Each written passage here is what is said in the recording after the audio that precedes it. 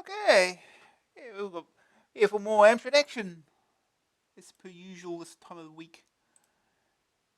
I mean, getting started with issue number 48, September 1989.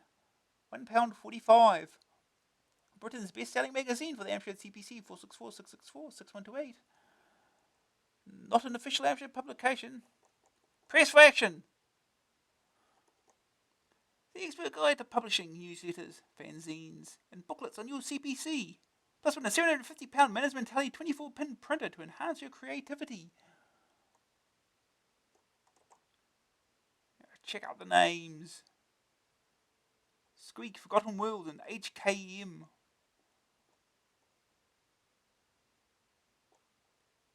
Vigilante, Indiana Jones and the Last Crusade, and The Games, Summer Edition.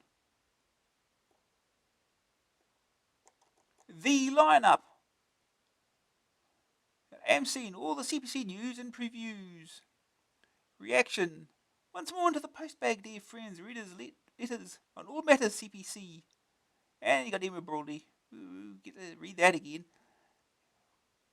Mrs. B, she's quietly spoken, gentle and reasonable. Believe that and you'll believe anything.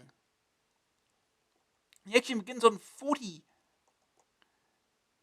Gemini Wing, the latest Tecmo arcade conversion from Virgin Games.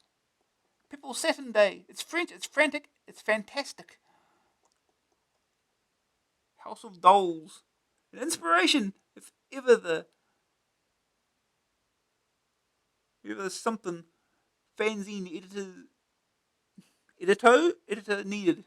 One, okay. Adam Peters talks to the team. They watched something. Mag grow from 30 copies to issued 30 copies and issued to 30,000. Ooh, 30,000. Red Heat, Arnie, no brains, but a whole lot of brawn. And Rick Dangerous, a cross between Indy Jones and Charlie Chaplin. Oh. Get into print mode now. The vast majority of CPC owners know all about its abilities as both a games machine and a word processor. Many use it at work too, for keeping tabs on accounts, stock and so on. What we've been missing out on, however, is its potential for desktop publishing. Now, no one is going to pretend that a home machine, even one as good as the Amstrad, can compete with micros costing several thousands of pounds. But if it's an affordable, durable workhorse you're after, perhaps you've already got it. It has the added advantage, too, that you can play a mean arcade game to relax in between pages. We've decided to do our bit to encourage CPC users everywhere to develop their creative talents. So turn to page 16 and get cracking. Steve. P.S. This month there's a questionnaire on page 33. We're giving away £100 of software to encourage you to fill it in. But the real reason we're so keen is that this is your magazine and this is your opportunity to shape it for the year to come. Your voice counts.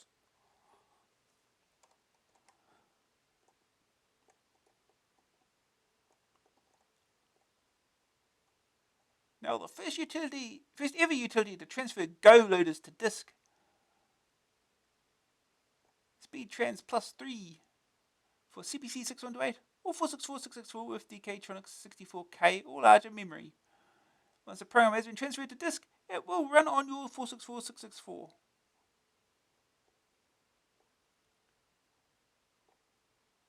AMC releases, updates, previews, new releases, updates, previews, new. Attention, turn to page 9 for an important announcement about AA. Oh, page 9, huh? Cheetah, no CPC market for light gun. Cheetah, the company that produces CPC joysticks, the Amdrum and music keyboards, have admitted that they have no plans to launch their multi-format light gun in a CPC version. The announcement follows the launch last month of the Virgin Mastertronic Magnum, licensed by Amstrad and bundled with 6 games, including the best-selling Operation Wolf. The news that the gun, which is being developed in conjunction with CPC budget specialist Codemasters, comes as a blow to some observers who had been relishing the prospect of a stand-up fight between the two companies. Cheetah's boss, Howard Jacobson, was scathing about the CPC's future prospect, claiming that there is no market for a light gun. We've produced peripherals for the CPC before, and they haven't been supported. People go out and buy the CPC because they can get a package, and they don't ever want to buy anything else for it. You have to go out and create software, which costs a lot of money, that you have to get back by selling product. Something like the Commodore version, where you're going to sell 200,000. On the CPC, we'd be lucky to sell 2,000. It's the same on the Atari. We've actually got the hardware, but I don't think there's a market there for it. Are you running scared of the Virgin Master Trunk Amstrad licensed Magnum, which would be a direct competitor to your gun? If you look at the rest of the market and sees what happens to it very, very shortly, you will see that we're not, he replied cryptically. What does that mean, Howard? No comment. Is it to do with what Amstrad are doing or with what Cheetah are doing? We don't like competition, okay? So we always win and make sure we do. That's one side. The other side, you'll just have to wait and see. But we're certainly not scared of anyone. We just make sure no one can beat us. Do you know something about the CPC the rest of us don't? No, not at all. It's just that I don't believe there's a market worth getting into. Amstrad are probably going to get involved because they want to sell packs. I would imagine that the CPC hasn't got very much longer to live. Yes, there's a lot of them out there, but the owners either shove them up in the left, or their parents won't buy them anymore. And they've brought them a system and don't want to spend any more on them. New Amstrad show will be world's biggest. A giant new Amstrad show claimed to be the world's largest event for Amstrad users has been announced. A 3-day computer shopper show, organised by Database Exhibitions and taking place at the Great Hall, Alexandra Palace, is claiming to expect 40,000 visitors and some 250 stands, more than 100 of which will be dedicated to selling CPC, PCW and PC products. Amstrad have already committed themselves to the show, and other major household names pledged to it include Anna, Rombo Productions, and Tynesoft. Oh. With many more expected to follow suit. A special feature is the sickeningly titled Wonderful World of Amstrad, allegedly a major exhibition in its own right within the main show. For 3 days in November, Michael Meakin, head of Database Exhibitions, claims Computer Shopper will transform Alexandra Palace into the #1 Christmas computer gift hypermarket in the world. The number of Amstrad products will never have been greater, nor will the number of special show offers. It will be a bonanza for all Amstrad CPC users. I guarantee it. Oh. Spectra Video invent better mousetrap. This extraordinary looking thing is the new AS118F Whizmaster games controller. Spectra Video, the company behind the phenomenally successful Quickshot series, are claiming that its features make it unique. There was a time, reminisced boss Ashwin Patel, when a phrase commonly used by marketing people in this industry was that a joystick is a joystick is a joystick. This is no longer the case. The end user now demands a much wider range of choice. Spectra Video intend to meet this more sophisticated demand with innovative new designs. QS118F Whizmaster is the first of many to follow.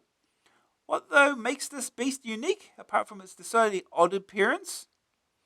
Well, it has features that I'm not aware have appeared on any other joystick, claimed a Spectra Video spokesperson, such as, apart from the autofire on-off button, I think there's 3 different control mechanisms. I don't think an autofire switch is new. Yes, the 3 different control mechanisms. The what? If you look on the left-hand side of the joystick, you'll see a short lever. This is removable, so that if you're one of those players who prefer finger and thumb operation, you can have it. And if you require a longer lever, you can screw that in, and it's in place. So there you have it. Edwin's Welsh Rawdo Emerson, 1803 to 1882, I believe, who asserted that if a man writes a better book, preach a better sermon, make a better mousetrap, or do something novel with a joystick, the world will be a better path to his door. Well, maybe he didn't say that bit about joysticks, but he said the rest of it. That nice man in your local computer shop will be only too pleased to accept £11.95 from you in exchange for the Whizmaster. Meanwhile, Konicks are releasing yet another world-beating designer joystick. Well, sort of. The ultra-cheap Mega Blaster, rated as a bargain buy in our AA44 joystick survey, is being revamped internally as £2 more expensive at £8.99. The difference is that rather than using leaf spring switches, which warp, making control more difficult, the new Mega Blaster depends on micro switches, which are much tougher and give a more consistent performance.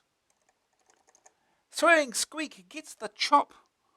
Twisted pranksters have corrupted US Gold's Cully Squeak, the central character of a recently released Loriciel game, raved in AA last issue.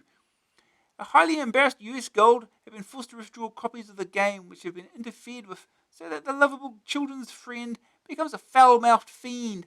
Though a few copies have been found, Gold have taken the line that it's better to be safe than sorry.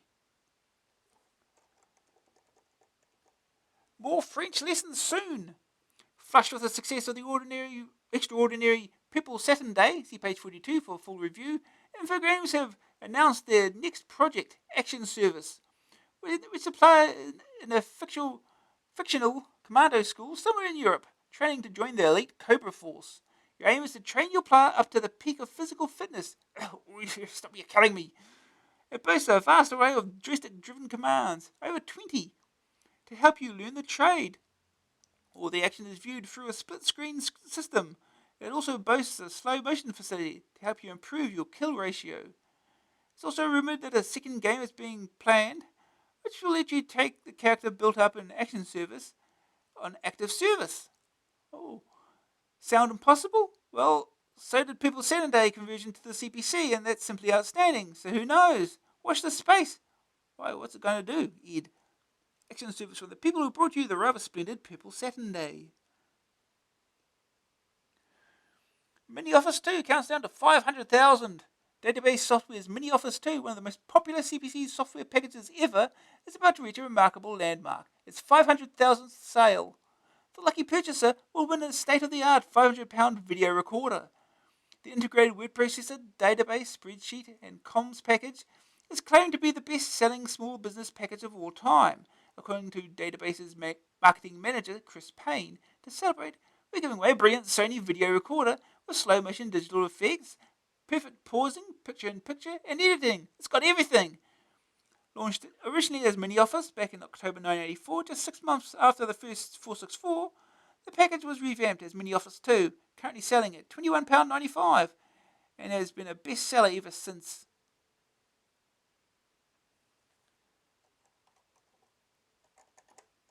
US Gold hype for the best. The launch of the latest Indiana Jones Crusade draws ever nearer. Demo copies have been circulating to give us all a foretaste of the most hyped game of the year so far. As Indy, you play through 4 different stages of his life in an arcade adventure. First in search of the Cross of Coronado, then scrambling across the roof of a speeding train, face to face with rats and sewers of Venice, even playing Spider-Man on the walls of a castle. The game is getting some major muscle from the marketing people at US Gold, who are predicting that this one game alone could turn around the traditionally sluggish summer sales figures. This is seen as so important that Gold have spent more than ever before on a non-Christmas release. Sales expectations are high. Gold are talking of Indiana Jones in the same breath as Outrun and Leaderboard, 2 of the biggest sellers of all time. On 16-bit formats, the concept is being so aggressively pursued that not 1 but 2 games, an arcade style and a pure adventure, are springing from the one license. Luckily, we are spared such overexposure and only have the higher-paced literal interpretation of the movie. To further boost sales, the US Gold team are splashing the cash for both the press and the public. Journalists were softened up with a preview screening in Leicester Square and a party at Stringfellows. The public are to be inundated with t-shirts, signed poster competitions, and a whole host of other associated goodies. The book of the film, the launch of Indiana Jones and the Temple of Doom as a sell-through video, as well as a massive advertising campaign and movie, computer and sundry other mags are all opportunities for US Gold to remind us, in case we'd forgotten, that the game is coming. Advertising and promotion costs are being split between the various licenses and licensees. That screenshot looks very corrupted. Maybe it's just me. The Last Crusade, the first pictures. This all puts US Gold summer eggs firmly in one basket and leaves them dependent upon the movie's success or failure at the box office before any customers even get to see the game. All the evidence from what we've seen so far of the CPC version suggests that game's tie into the game has been very well done, creating what looks to be a highly effective license. So far, so good. Are you the next AA technical editor? This is a golden opportunity for someone with sound technical knowledge to make the break into magazine journalism, working for one of Britain's fastest expanding publishing companies. But do you fit the bill? You have a thorough knowledge of the CPC's hardware and software. You write well, communicating your understanding and enthusiasm clearly in a way that both Amstrad buffs and newcomers will find entertaining and informative. You relish the prospect of living in Britain's most beautiful city. You have these qualifications? Good. Write to the editor, Amstrad Action. Enclose a formal letter of application, personal details and qualifications, and a piece of writing about 300 words demonstrating your abilities. Review a piece of serious software, analyze a program, or explain a routine, or whatever. But it must show that you are the person for this demanding and satisfying job. Share the excitement. Laser Squad lands at last. At long last, Laser Squad is about to be released. Target Games, who brought you Rebel Star, are up and gunning again. This time with a choice of up to 6 different scenarios for you to blast your way through. In a game of tech, diplomacy, and mindless violence, you control a group of rebels taking on various evil intergalactic corporations and law enforcement bodies. You have a wide choice of weapons and armor to tool up with, creating a highly flexible and always changing battle simulator. A cross between Airborne Ranger and the movie Aliens.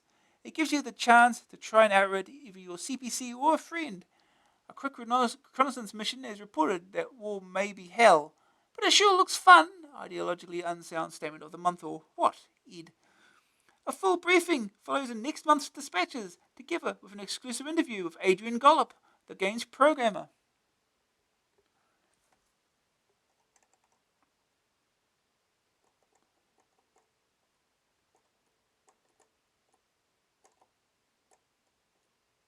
Reaction. Yet another brimming postbag spills across the editor's desk.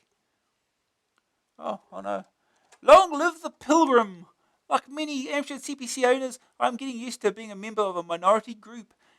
As an adventuring addict, I should also be used to belonging to a group not only even smaller, but one that gets only a token of the level of support given by some software houses to other makes of computer. However, as a regular reader of AA since issue 1, who has always appreciated and fully supported its campaign for a better deal, I must raise my voice in protest when, without warning, the adventure column has been dropped and the magazine no longer appears to be on the side of the adventurer. From my experience on the Adventure Helpline since November 1985, talking to and corresponding with adventurers everywhere, including some from as far away as Australia and New Zealand, I know that not only are there a great number of you out there, but also that the column is both popular and very helpful in its various ways. My message to fellow adventurers everywhere is to read the AA answer to Mark Watson in issue 47 and follow the suggestion, write a letter to AA, but do it immediately to join me in saying we want our out column back. If we are successful in getting AA to resurrect the adventure column, I shall continue to give it my support, but either way, the helpline, what the pilgrims call Lords and Ladies of Adventure, will go on.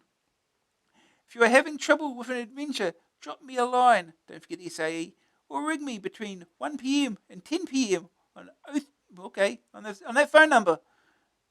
And if I can't help, I will probably be able to put you in touch with someone who can. Joan Pancott, Weymouth, Dorset. Magazines must evolve, clearly, or else they die. In the past year, the hot tips, words work, and problematic columns have all been compressed into forum. We have turned Buyer's Guide into a regular all-round shopping list, and added columns such as Broadly Speaking, and series such as Phil Howard's Insider Dealing and Stuart McCall's Inside Out. The Pilgrim, however, is different. When the author, the Pilgrim himself, moved on to pastures new, where the grass was greener, it was decided that we would drop the column as an experiment. There are, after all, As Joan implies, few adventure software houses left who consider the CPC important to their plans. What I hoped would happen is that people would want to fight for its survival, write in and complain, send petitions, besiege the office, demand an adventure column in AA. Well, alas, it started. Jones is the only letter I've had from angered adventurers. Now, since there are so few new adventures released for us, it makes sense to reorganise. What I propose is we have a regular column of Lords and Ladies of Adventure so that adventurers can get in touch with each other. We're also featuring playing tips, but probably not complete solutions. On those occasions when new adventures are released, of course, we shall review them at length, either in the Pilgrim or an action test. The size of the all-new Pilgrim column, however, depends completely on you, the readers. If it is clear that Joan is the only person prepared to put any effort into it, then it's unlikely to last very long. If, on the other hand, I'm inundated with replies, adventure tips, entries for their lords and ladies, and so on, then there's no reason why it needn't expand. So let us have our contributions, ideas, and observations as soon as you can to long live the Pilgrim. Another golden opportunity for adventurers, and indeed everyone else, to make their views known is to fill in the reader's questionnaire on page 33. Don't say we never ask you for your opinion.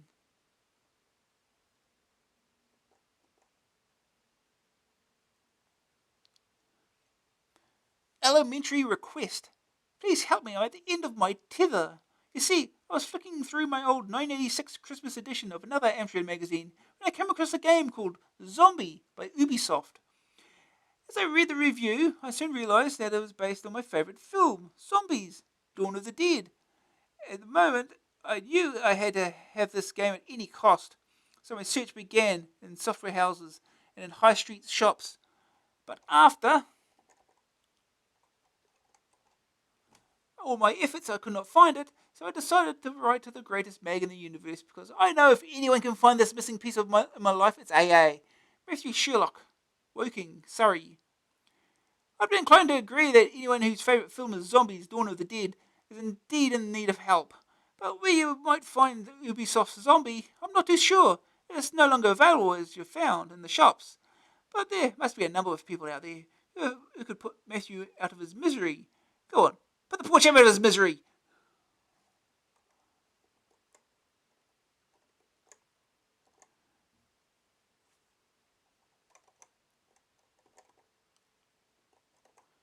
Hang on, I know this one. Having seen and been baffled by your adventure games competition, I think you should do a similar competition, but using arcade rather non-adventure games. There are many more of them for a start, and I can think of several growing questions. Here's just 5 examples. What happens when you finish Jet Set Willy? Which 2 moves score the most points in Way of the Exploding Fist? What is the message at the end of Grozor? What is a weapon on the 5th stage of Target Renegade? Ooh. How many people have actually finished Jet Set Willy, I wonder? I know they exist, they're out there. Can't be that many of them. I quite sympathise with you because I found the adventure competition beyond me. A games competition, now that's an idea. Meanwhile, a crisp Amstrad Action bacon, lettuce and tomato flavoured tenner for the first set of correct answers to Jeremy's questions out of the AA Top Hat. Right to, I know this one. Amstrad Action, winner next month.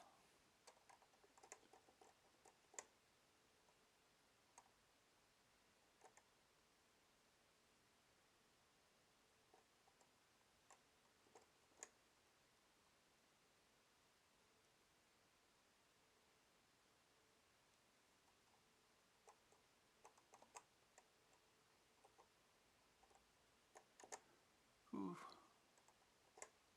AA Beta. I'm hoping to set up a CVC fanzine, and I'm looking for artists, programmers, reviewers, and writers. Don't worry though, I'll still keep reading AA to see what the competition is like. Only kidding. Simon Williams, Hednesford, Staffs. Glad to help, Simon. Hope you're going to read our DTP series beginning inside on page 18. Ooh.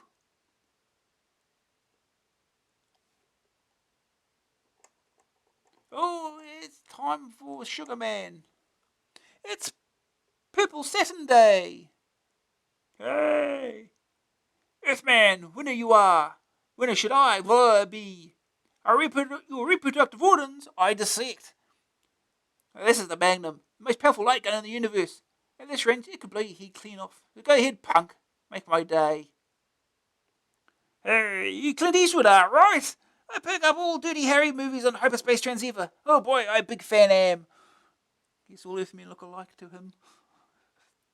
Later, now present the finalists in reverse order. Each gets a snog from Miss Bull here. Look at this dude in the corner here. Hey, here I am. Third place, Bull of Mars. Second place, of Alpha Centauri. And first place, Sugarman of Earth. Yeah, you expect me to kiss that? No way. He's so ugly. Oh no. Broadly speaking, another page of Emma Broadly, the woman who calls a gardening implement consisting of a flat rectangular steel blade attached to a long wooden handle a spade. Okay.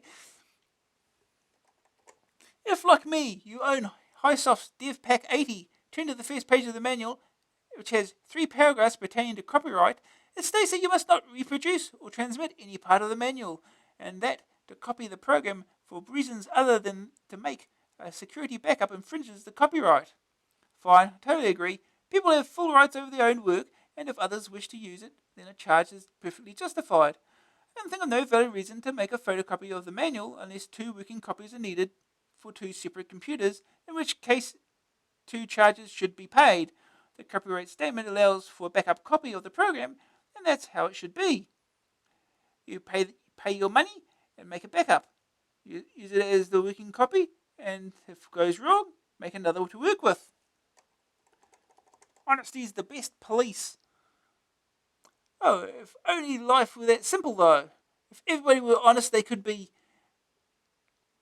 But there's massive copying going on by people who buy a piece of software, usually a game, and copy it for their friends.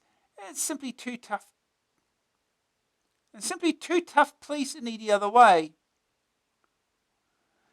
It is sometimes claimed, for instance, that someone buys a game one day and the whole school has a copy by the next. But young people are no more guilty than anybody else. This little fiddle is no less than stealing. It is plain an act of stealing as shoplifting. A great deal of work and money is put into producing software, and those who haven't paid for it have no right to it. I wonder what the thieves, that's the correct words for them, would think if their work were being stolen.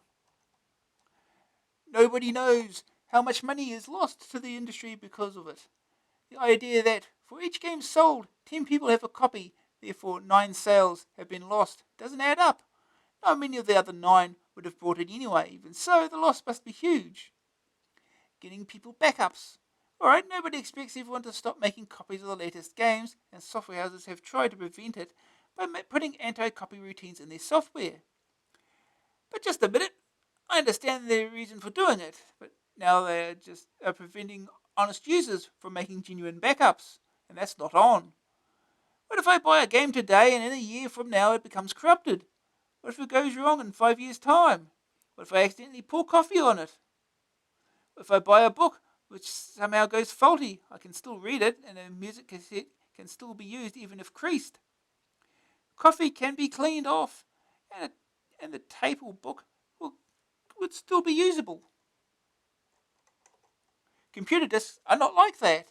If one byte of data becomes corrupt on an expensive games disk by switching off the computer while the disk is still in the drive, as we all do occasionally, then the entire game is lost, and with it are hard-earned money. Some games producers give a lifetime guarantee and will even replace coffee-covered disks for a small charge, but the others won't. There are some who only give a few months guarantee, and that's that. They don't seem to care about the customers who put bread on their tables and roofs over their heads. Their priority seems to be to stop anybody taking what's theirs and to heck with the rest of us.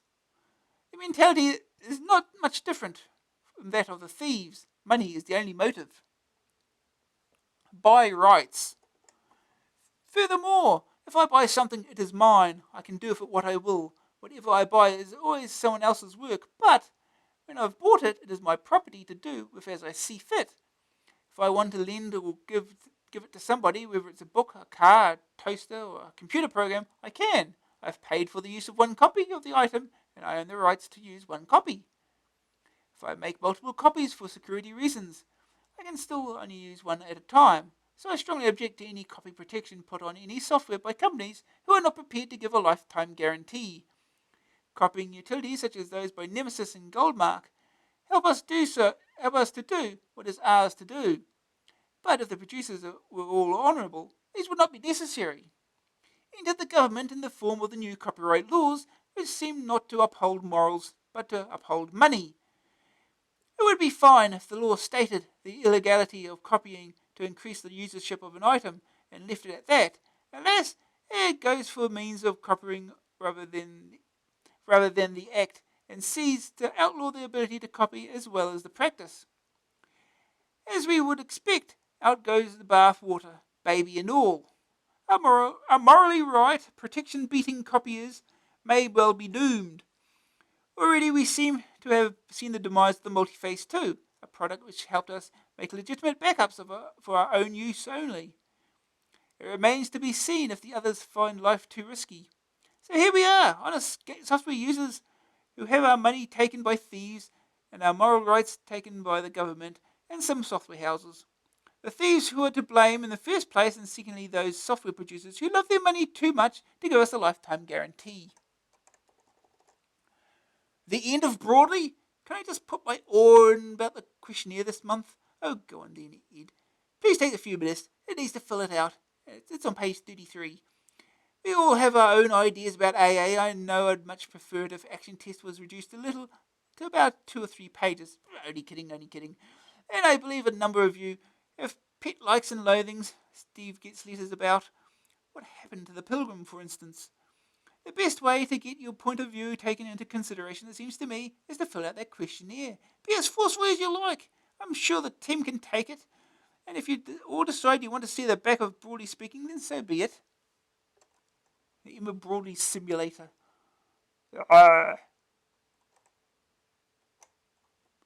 There's Gemini Wing. Here you get little screenshots of all the versions.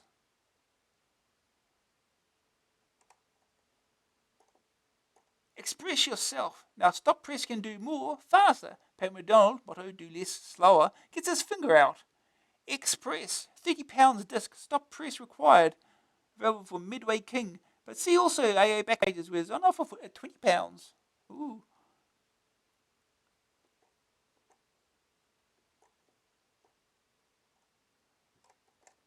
Let this be a warning how Chris Midway found Express sneaking up on him. Express was never intended to become a fully fledged commercial program. It began when Chris Midway, a member of the Solent Amstrad Computer Club, wrote a utility to save disk space and speed up printing on his DMP 2000. Then an idea occurred. He could make it mouse and icon based. Later, demonstrating it to fellow SACC founder member Nigel King, they agreed that it would be useful to have the programs work with Nigel's 5¼ inch disk drive so the pages could be archived in a bigger, cheaper format. That was the beginning of a 14-month project that saw Chris and Nigel working separately and meeting regularly to compare results. Several times they had to restructure the whole thing to include extra essential features. Were it not for the ZX81 making Chris a memory miser, and what he calls Nigel's disciplined and meticulous programming, he's certainly to be congratulated for his clearly commented source code, the program might never have been finished. Well, good news, certainly enhances Stop Press. Big discs are now okay too. Bad news, takes time to learn well. Not cheap. Specialised naturally. This time it's war.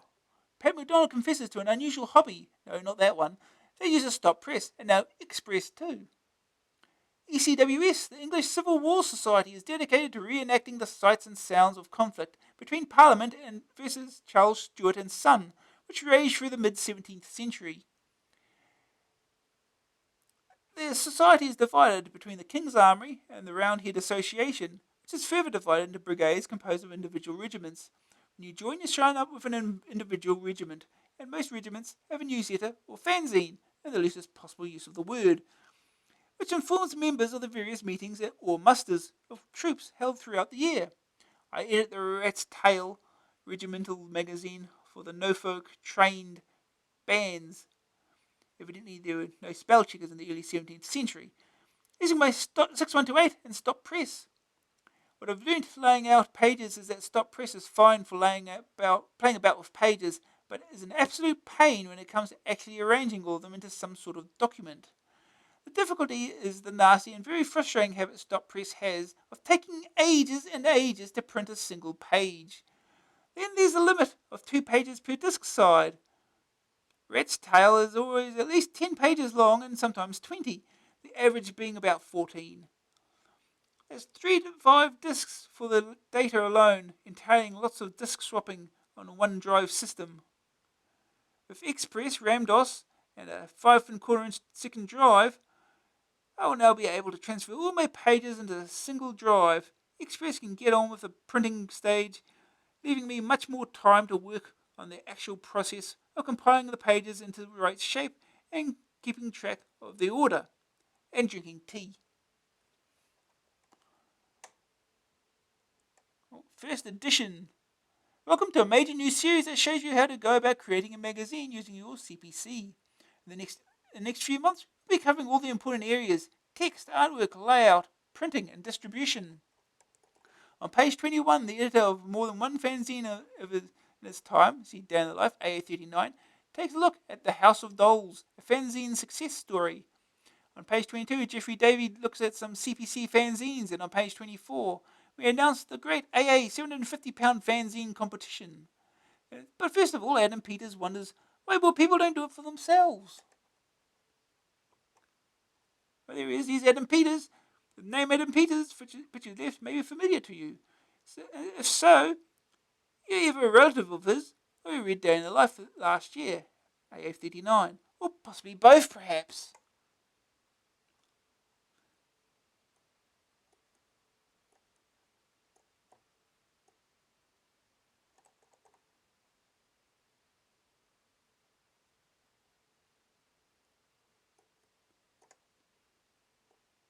Welcome to the House of Dolls. Not all magazines start off big.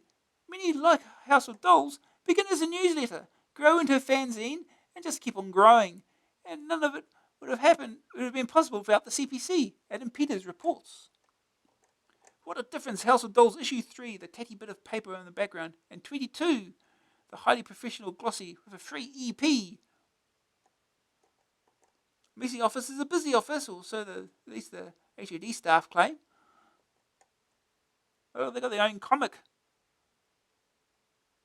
Rubber Woman? Oh. Ooh. The Right Stuff. CPC fanzines. New CPC fanzines seem to spring up every week. Jeffrey Davey himself, the veteran of one of the best computer fanzines, The Bug, surveys the scene. The Bug, 55p it costs. Oh. Wacky. Funces indeed. AA regulars will already know of the organ of the Worldwide Amstrad CPC Users Club, Wacky, which stretches the very term fanzine as the club's resources behind it, giving the considerable advantage over more narrowly based publications. In 1986, founder Jeff Walker, who has since worked at ACU, spotted a gap in the market for CPC enthusiasts. 3 years on, the club has a steadily rising membership of several hundreds. Current editor Steve Williams tells the story of one person thinking of setting up a club who took a look at Wacky and just gave up, joining instantly. The magazine runs to 30 odd, and occasionally very odd, pages of technical articles on BASIC, Pascal, your hardware additions for your Amstrad, all daunting to the novice. But there are also articles on leisure software, simulations, and adventures in particular. Wacky dropped games reviews altogether since, as Williams says, somewhat dismissively, you can get them from the big mags. Wacky is crammed with articles and letters written by folk apparently suffering from the delusion that the entire universe revolves around the CPC. Indeed, The magazine itself is produced on the CPC with the aid of ProText and ProMerge, and so in that sense, perhaps it's no delusion after all. Rocky's distinctive brand of irreverence, fools are not suffered gladly, and sometimes not all. And the offbeat nature of the articles has invited controversy. Ex-Codemasters press officer Bruce Everest was not pleased when they dared to take the mickey a few months ago. As Williams tells it, Everest was on the point of suing when he realised that they had no money. Instead, he issued a blanket ban on sending Codemasters software to fanzines, a move which hurt them all and did Codemasters themselves no favours. Serious users have an additional motive for joining Waki, the huge public domain library with all the homegrown software exclusive to Waki. What more could you want? Waki, £1.25, based in Twickenham.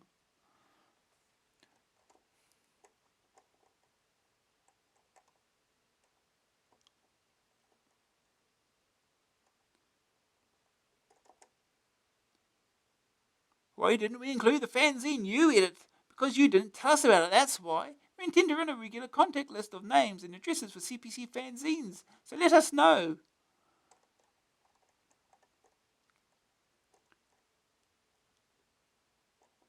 Create and win! This is Management Telly's MT222, a 24-pin printer with a recommended retail price of £750, but it could be yours for free. Oh, question 1. Not a difficult one, this. Who is the author of AA's new series on DTP first edition? Is it A. Pat McDonald, B. Adam Peters, or C. Jeffrey Davey?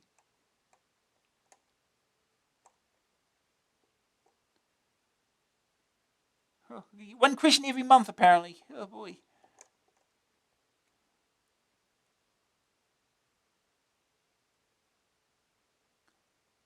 Forum, problems, solution, and fireworks with Pat McDonald.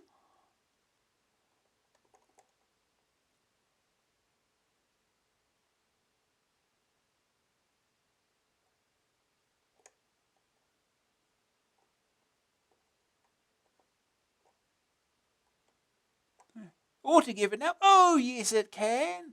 In AA44, Phil Craven's article, ABBA, states that the Multiface 2 cannot save programs to the B drive. Oh yes it can, here's how. When prompted for a file name, enter B colon plus the name. Only 5 letters can be used, unfortunately. To get around this limitation, enter the following and save it to the B drive with a file name of up to 8 letters. Optionally, if you don't want to see lots of obscure file names when you catalog the disk, then use a disk editor such as Discology to give the multi-face files a different user area. Tony Coleslaw, Penwortham. There you have it, a simple answer to a common problem. Cheers, Tony. I think it's got a virus. Sniff, sniff, ready.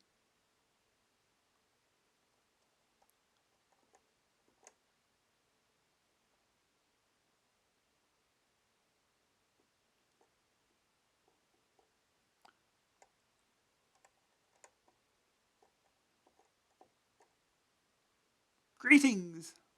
Oh, little bunny. Save pounds on ribbons.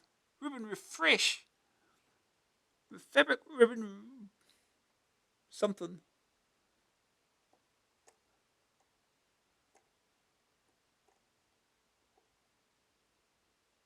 Soft exchange. Wizard's Lair 2? Is it Wizard's Lair 2? Wait, Wizard's Lair 1, there must be Wizard's Lair 2, wasn't there?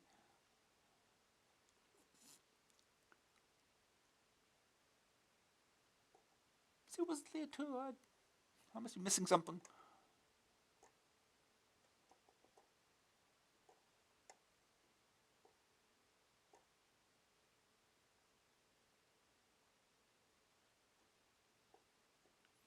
Watch your screen. September. I wonder what that could mean. 40 G's. Phew. Forum is designed to do the jobs previously done by Wordsworth, Hot Tips, and Problematic, which have always overlapped to some extent anyway, and it will be as big as you want it to be, depending on your reaction and the number of and quality of letters we receive. To encourage you, we're giving away £40 each and every month to the writers of the hottest tips and the best questions. So if you have a problem or solution, get it in writing now. Send it to forum. We're very sorry, but we simply don't have the time to reply personally to your letters, so no essays, please. This peculiar object is the Scion Organizer, identical to the one Pat has never seen. Can anyone help?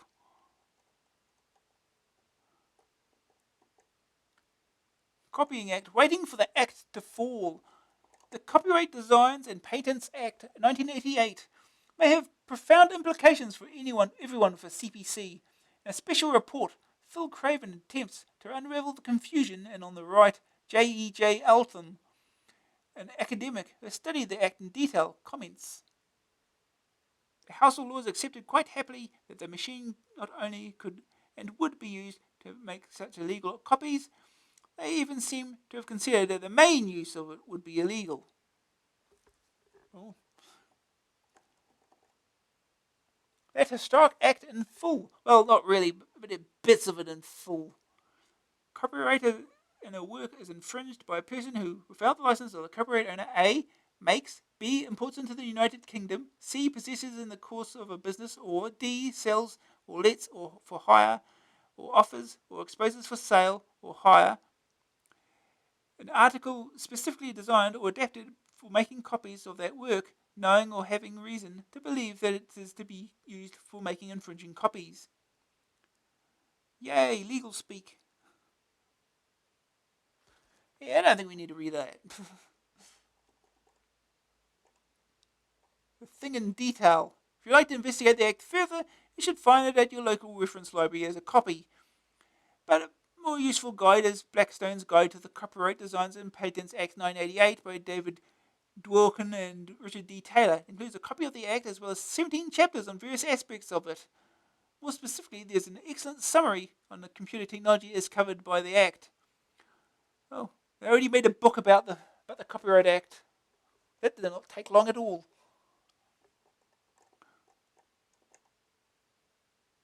So, what do you think? Has the Act got it right? Should romantic robots Mr. Goldscheider be flung in jail and the key thrown away? Or should mass piracy be legalised and those greedy software houses shown the door? AA Questionnaire 1989. £100 to be won. Name, address, sex, age, under 14, 15, 20, 21, 30, 31, 50, 51 and over. Are you a games player, a serious user, word processing accounts, programming, or both? Just a games player, just a serious user? I'm both. Yeah, both. How long have you owned your CPC? Less than 6 months, more than 6 months, less than a year, 1 year to 2 years, 2 years to 3 years, more than 3 years.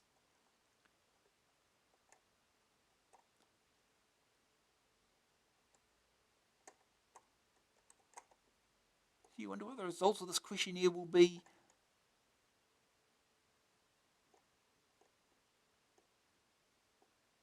Passing shot. Oh. Anyone for tennis? Not half. ImageWorks serves up another ace with this conversion of the Sega coin-op smash, featuring tennisational singles or doubles action on clay and grass courts from around the world. Passing shot, trademark, is the most accurate simulation of the noble sport to appear since the real thing. Game set a match to ImageWorks. It's rally volley good. Doris Dicker. I can't fault it. Ivor Lintel. Okay, I'm sure those are real quotes. Passing Shot trademark has been manufactured under license from Sega Enterprises Limited, Japan, and Passing Shot and Sega trademarks of Sega Enterprises Limited. Copyright 1988. Sega Enterprises Limited, manufactured by Microsoft Limited. Available soon on Amiga, Atari ST, Commodore 64 cassette and disc, Amstrad CPC cassette and disc, Spectrum cassette and disc, MSX cassette. Screenshots from Atari ST version. The Look, Chaos Programming. Pat McDonald's an expert. Chaos Programming continued. The idea of modelling a plant surface using the CPC was introduced last month, and I hope to give a few ideas that is intrepid enough to make the programming attempt. First, though, here's a few thoughts on the usefulness of such a program.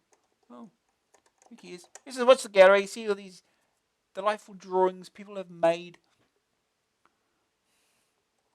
Fancy yourself an artist and get cracking. Let us have your very best work at the AA office, and you could earn yourself £20. Send entries together with a short note telling us which art package you used, and an essay if you want your pictures back, on disc or tape, to Pat McDonald's The Look, Amstrad Action.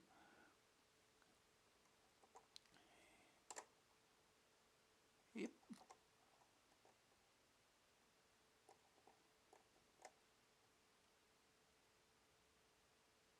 Look, Bugs Bunny's cheating again.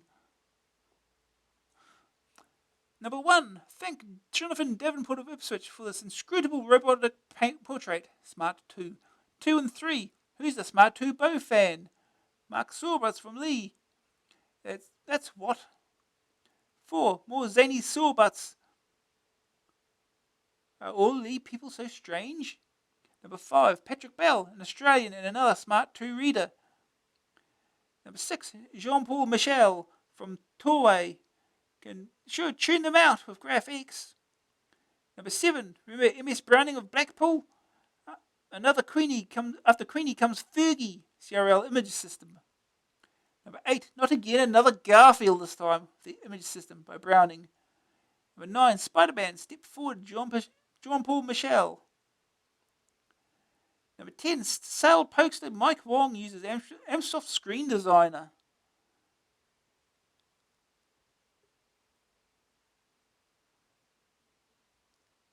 Number 11. Jean-Paul again. Number 12. The Gunman by Michael J. Blythe of Ross on Y, Mark 2. Number 13. And a final effort from Jean-Paul, trying to give Bugs some incentive. Number 14. Another Browning bash, not much cop. No, that's the name of this picture.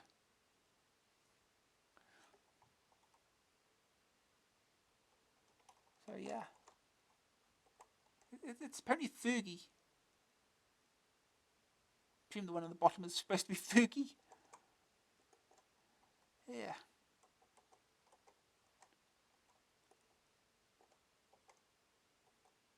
The Genius Mouse. That thing's only got 2 buttons.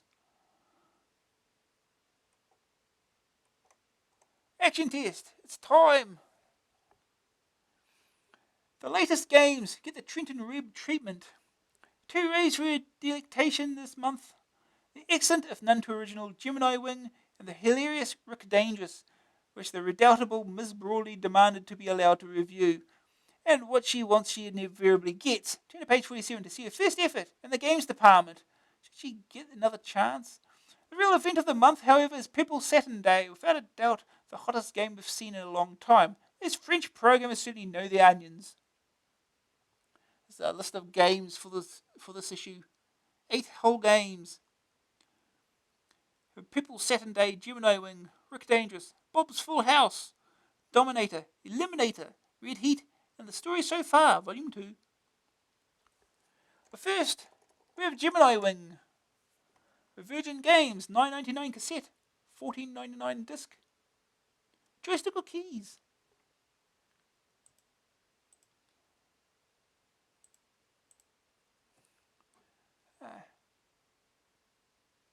Eat white-hot laser death, alien slime sucker, pilots were heard to mutter as the briefing concluded.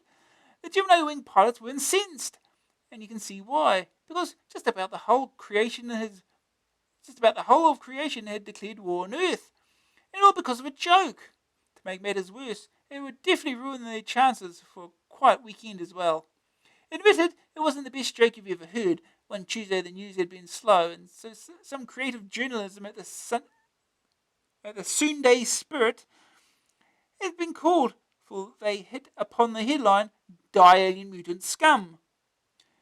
Though it was only a prank, and little worse than a lot of what scumbag tabloid so-called journalists do all day, every day, for some inexplicable reason, it irritated those green scaly-eyed items so much they promptly declared their intention to wipe their smile off our faces, and our faces off the cosmos.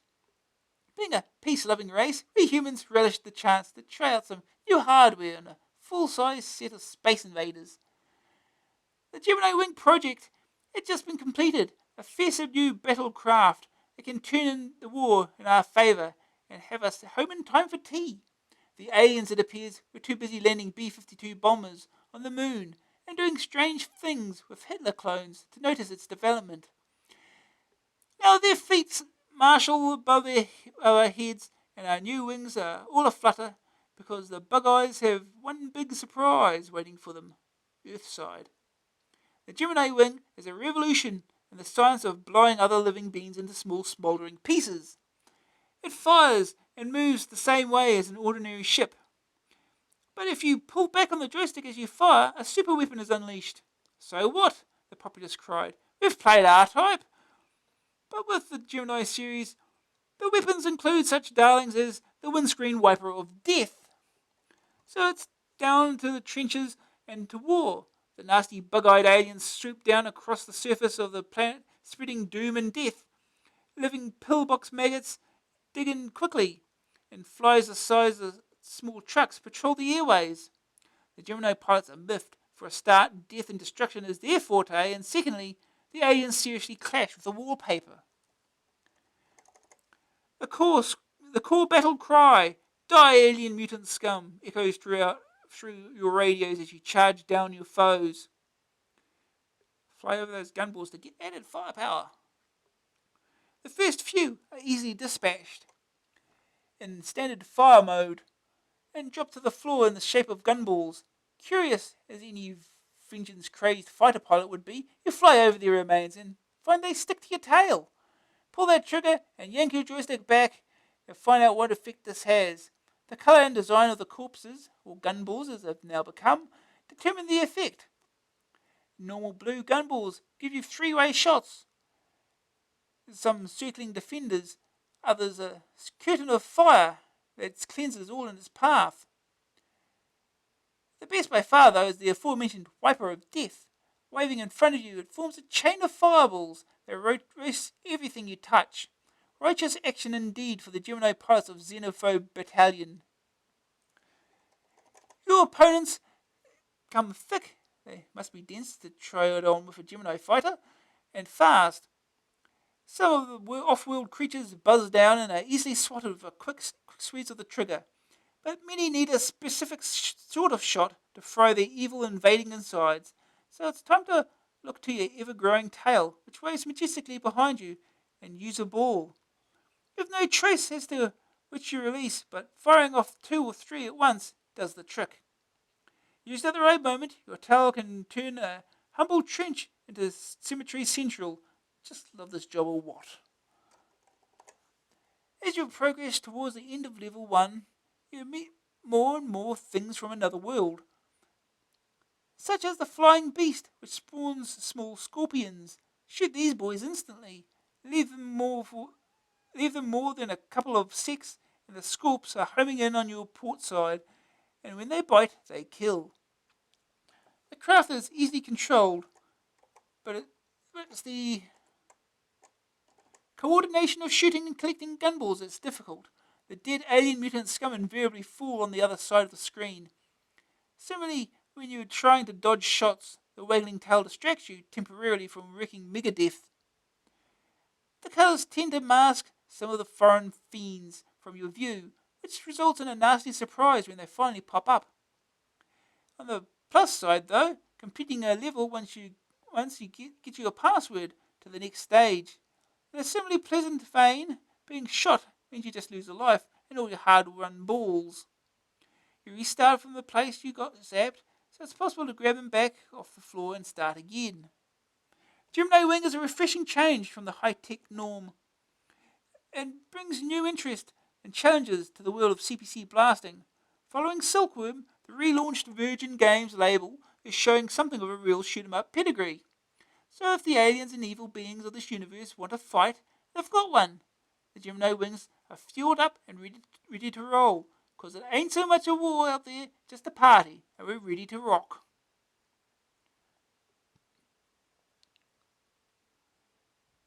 Second opinion. Gemini Wing won't win awards for originality, but what the heck, it's great fun anyway. I'm not usually the world's greatest shoot-'em-up fan. I like something with a little more to it. but I must admit to having spent more time playing this one than I really needed to. I don't think you'll be disappointed. Green screen. Invisible alien scum, not recommended in green. First aid target score, complete level 1. The verdict, graphics 73%, bright and bold. A tad shaky. Sonics 53%, underwhelming. Graph factor 64%, tough to start. And fun too. Staying power 84%, gets difficult quickly. 7 layers of mayhem. AA rating 81%, original shootout for humorous plot. Okay. Get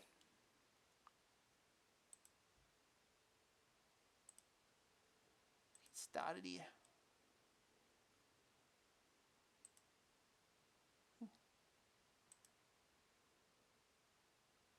I've forgotten something.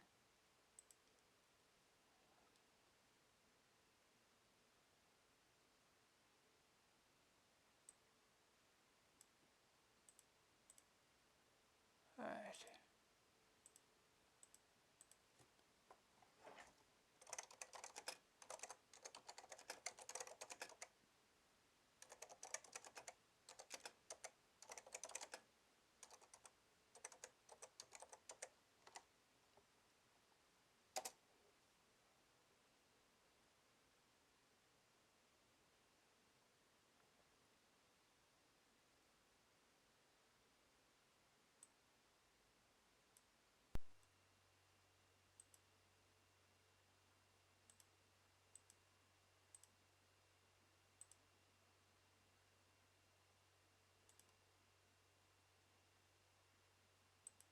Alright, let's go.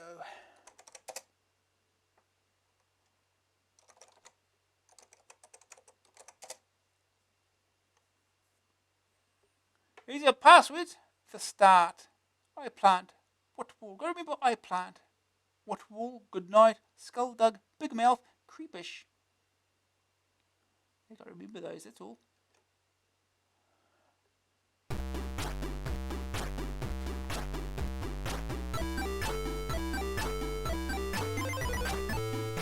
Yay. Picture of Postman Pat music.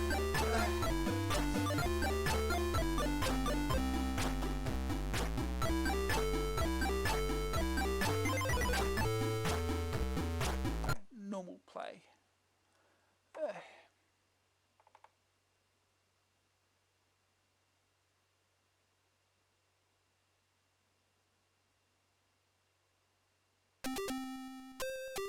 The Sales Curve presents Gemini Wing. Tecmo. That's the version of the Tecmo rabbit there in the corner.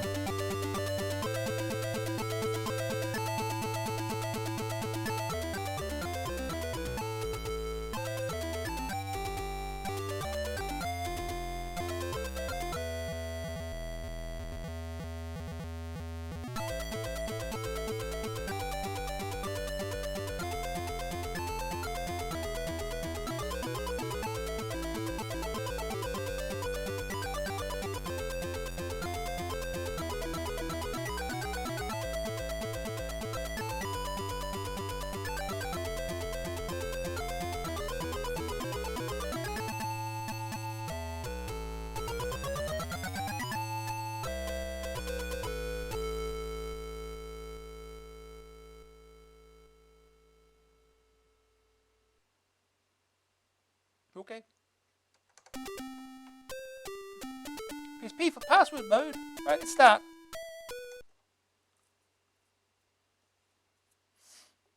Gemini Wing. Press fire to start. The glory of wings. Expect us to get 100,000 points. Woohoo.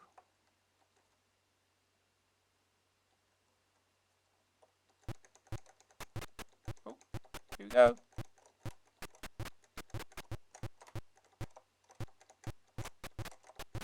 Oh, jeez. Oh, dead already. And again.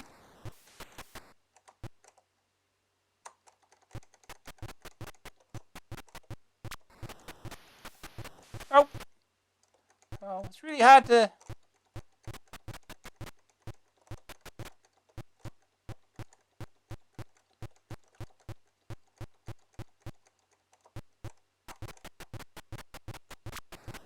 Yeah. Well, that went well.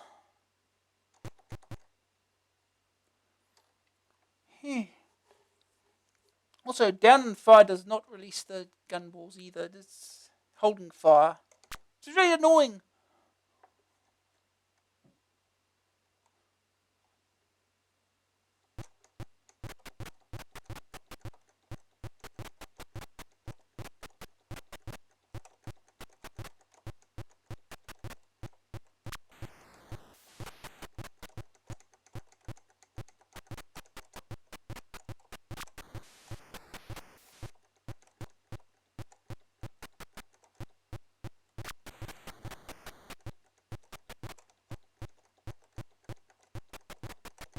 Jeez, I got hit from something.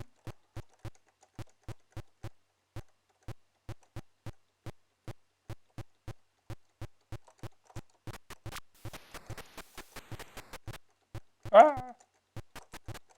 Jeez, it's hard in colour to see things. I don't even know what hit me there. Oh, there's the bullet right there.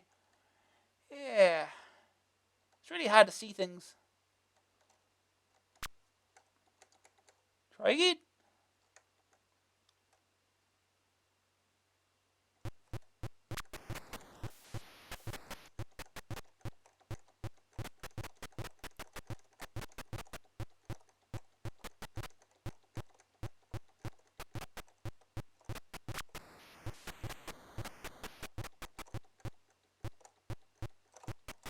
Oh, I think the collision detection is a little off too.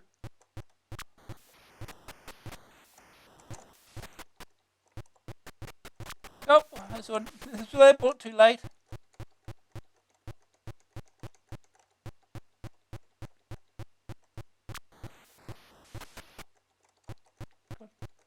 Yeah, it's really hard to see anything. Oh,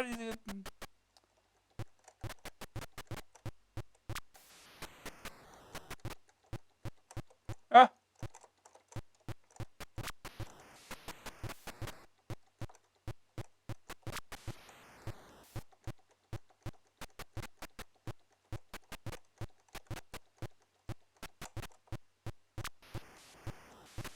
Here's the windscreen wiper of death.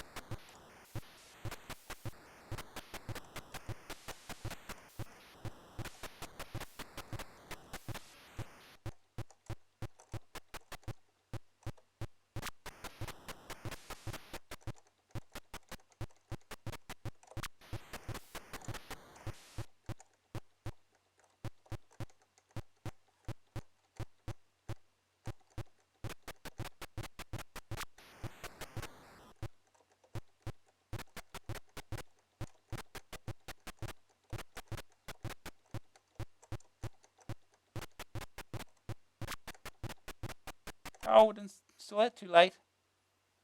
Starting to get somewhere.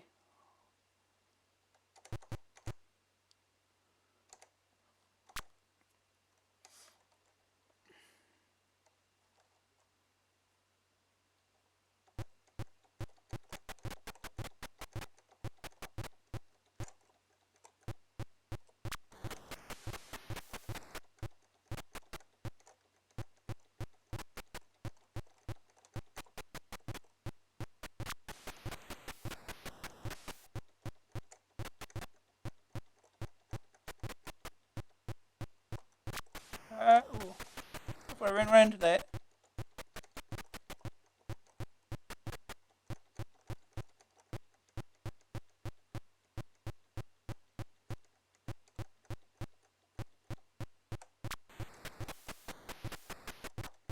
How did that one get past?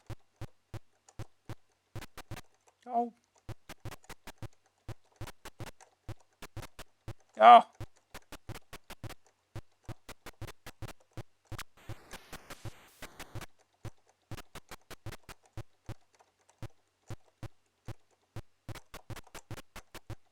Oh, that was...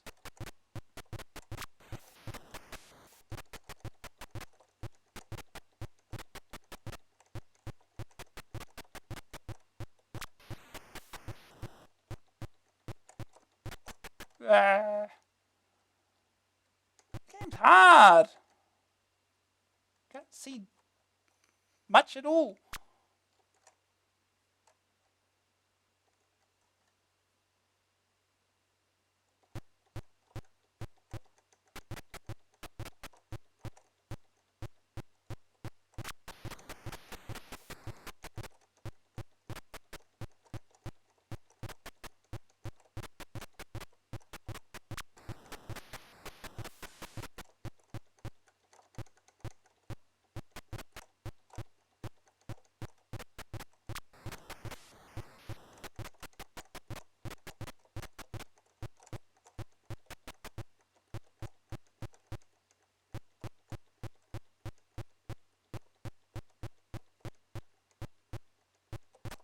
Oh,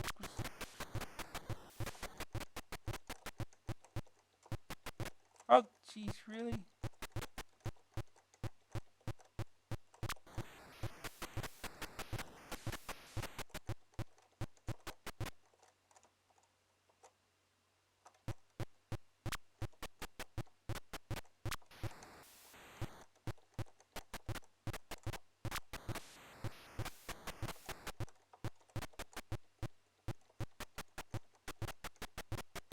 Damn it, really?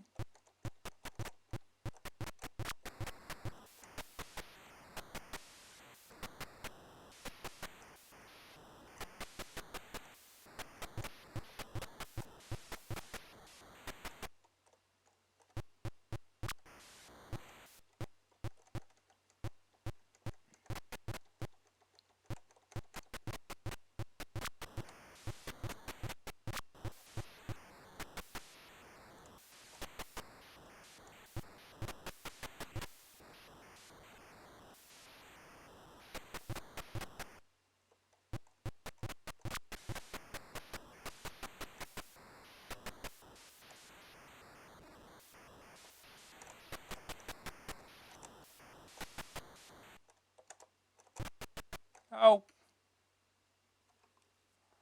Yeah. Can I get a password? Get a password in now? Do I have to restart? Do that. Let's do that. Just restart.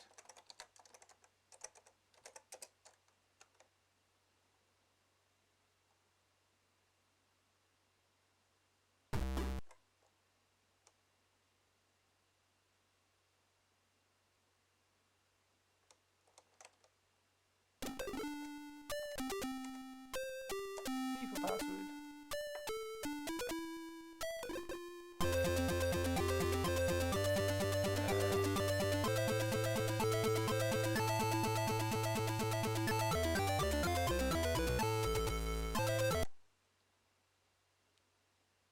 See if other stages are easier to look at.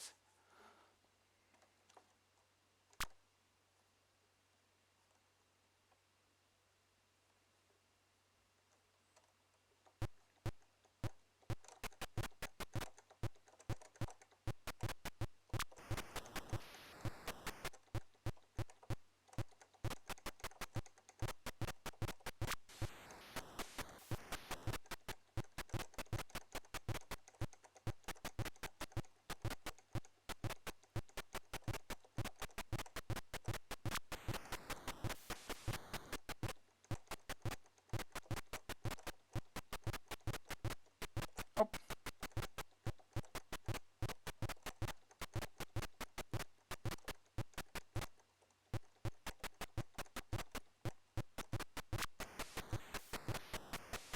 Oh no, can't do that. Okay, so yeah, it's just as much nonsense as the first stage.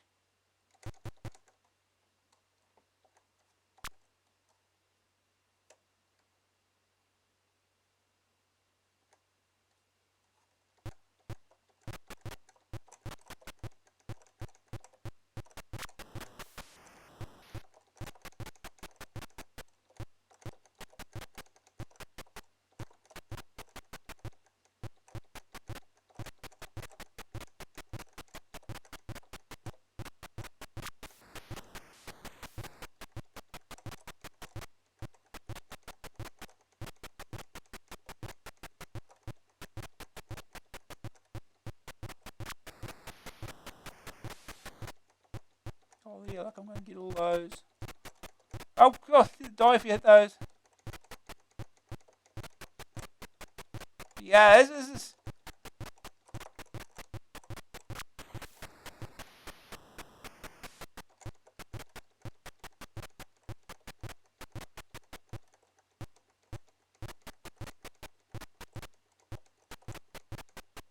Got too close. I got too close. That's stupid.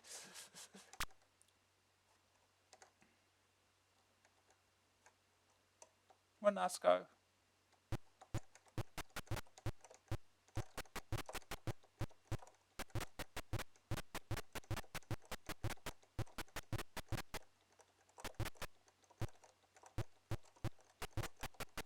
Oh god, hit the wall.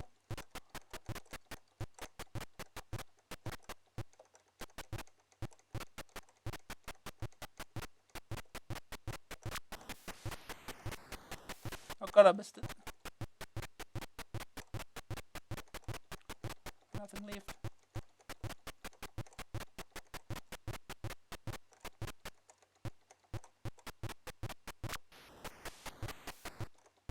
How are you supposed to get through that? This collision detection.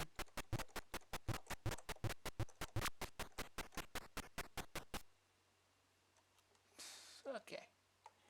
Game's stupid. On to the next.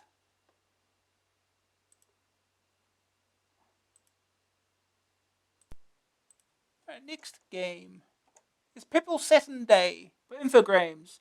$14.99 cassette, $19.99 disc, joystick or keys. Ham tot zoglo hulu hulu, as they say on Saturn. And let us give thanks to Exos, one big heap, for what he has seen fit to bestow on the meagre world of humanoid sport. No more running up and down strips of astroturf trying to kick an inflated plastic sphere into a net for us. No siree. Never again the rigours of hitting level balls with lumps of willow, for today is Purple Saturn Day, the one day in the calendar when the planet turns a royal purple, a sort of purple rain, and heavy-duty action is here to stay. What we have here is a mind-twisting, finger-flexing, synapse-snapping, stargazing, time-jumping, death-defying, species-specific, rip-snorting, gut-wrenching, nerve-jangling, hair-raising, full-blooded charge for glory in the ultimate sporting event. All this and more is to be endured if you are to win that prize of prizes, the goal of goals. Oh, all right, Webb, get on with it, Ed. A kiss from the Purple Saturn Princess. Once every year, the brave, the reckless, and plain crazy from every planet in the known universe gather to challenge each other in a battle of wits, intuition, and guts. A slalom pursuit through the rings of Saturn, a head-to-head on trionic sliders. A race to rebuild a gigantic brain and eventually capture enough stars to hurl you beyond the bounds of time itself. The Ring Pursuit is a breathtaking drag race through the rings of Saturn, asteroids and all. You must circumnavigate the planet, keeping the correct side of the wrecked spacecraft marker buoys. Points are gained for good flying and lost for bad. If you're in the lead and overshoot one of the gates, you score points for the opposition. Such a dry mechanical description, though, is an injustice. The biggest danger is not collision, but getting carried away by the speed you travel. Joysticks get a bashing, being wrenched from side to side in a desperate bid to keep on course. The ship travelling faster than a mere human could ever react. Luckily, the crafts are tough, surviving direct hits with debris. So it's not a matter of staying alive, but staying ahead on points. But even if all is lost, wind it up and dive into the asteroids for one last blast at the ultimate reflex test.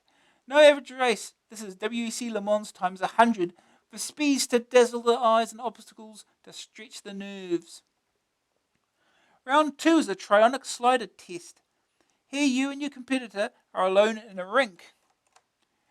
Your ship spins on anti-grav axis, allowing instant 180-degree turns as you both chase an energy ball. Once you've tracked it down, the ball must be shot and the pieces collected. As the game progresses, more and more obstacles appear in the rink, preventing your mad high-speed charges from side to side. Using the ship's instruments, you soon learn to combine stealth with speed, caution with insane cornering, and total spins to shake off the opposition. Tronic sliders are little dodgems for grown-ups with a taste for speed, but who play for keeps. The brain bowler is one of the ultimate tests for cerebral fitness. Using an electro ball, you have to reactivate half a computer brain. 18 chips must be created from energy and current guided across them. To achieve this, you must guide a charge by way of switches, condensers, and resistors through a maze of circuitry. To make life more difficult, you have 6 electrical pulses to control at once. And an eye must be kept on the other guy because you can tamper with each other's circuitry. Cursors fill the air as a whole bank of chips is deactivated in a few quick moves. Or the enemy steals your condenser's power just when you really need it. You're forced to think of 12 things at once and still plan ahead. A mind-twistingly evil game even on the practice level. It makes boxing and juggling simultaneously seem easy. The final contest is the time jump, a feat achieved by catching shooting stars to power your space catapult. As they scream past the cabin window, you guide your energy collector with crosshair sights. When the shower's over, you winch up the old machine and launch into deep space. A good performance hurls you into hyperspace. The cabin inverts, the sky explodes in white light, and you are left marveling at the beauties of hyperspace. The better you play, the prettier the picture, while your score is totaled. Truly rapture of the void. People Saturn Day graphics is of a standard where each section could have been released individually. A stunning appearance is not merely cosmetic though, because there are highly complex games here which stress gameplay and skill. The illustrations and animation grab you instantly and serve to bind the whole concept together. Incidental work reinforces the overall effect. As you charge around Saturn in the ring pursuit, for example, the planet spins gently and quietly. It serves no purpose other than squeezing the most out of the CPC's capabilities, a refreshing mark of pride in the programmer's work. People's Saturn Day is so much more than a mere compilation of space games. The tournament is complex enough to keep everything fresh for many Purple Days to come. Each species of alien, many of whom Captain Blood fans will already have met, has strengths and weaknesses which you can swat up on before a day's competition. Do this every game because the little devils actually evolve and develop new skills. When on one wonderful Purple Saturn Day you finally win, you'll see yourself in full colour in the arms of the beautiful Purple Saturn Princess, receiving a great big wet smacker on the chops. The many defeats fade into the mists of time, and you know what it was all worthwhile. First day tower score, reach level 2. Second opinion. I think I just fallen in love with the Purple Saturn Princess, and PSD must be the most sophisticated game to appear on the CPC this year. These French programmers certainly know their stuff alright. There's so much to this game that you'll be playing it like us for months to come. Green screen. Well, Green Saturn Day doesn't have quite the right ring about it, but it's still perfectly playable.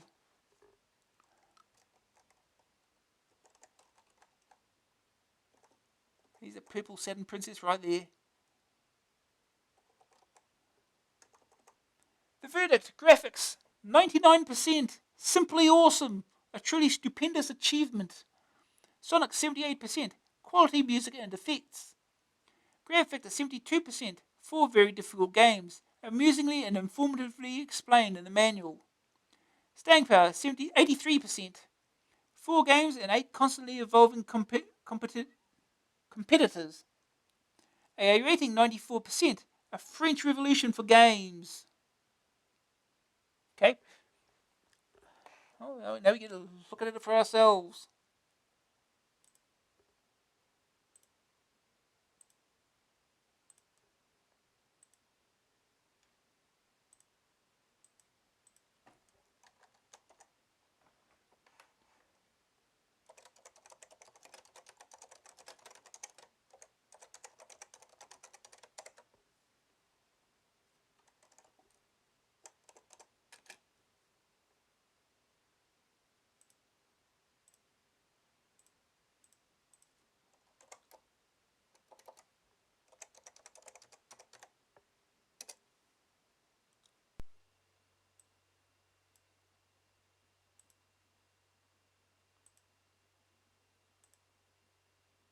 Okay.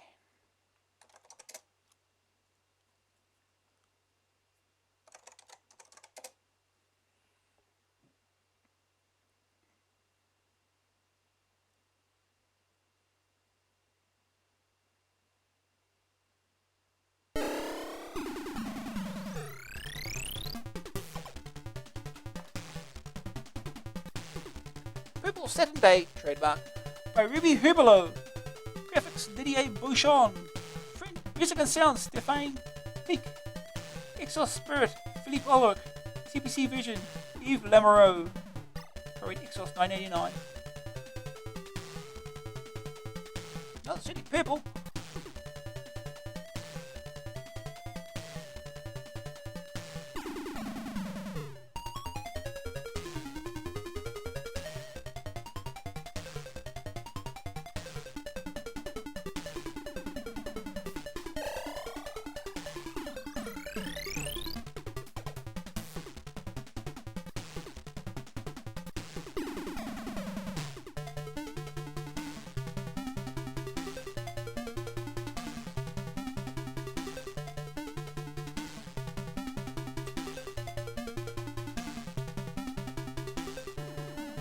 I didn't spell it right, did I?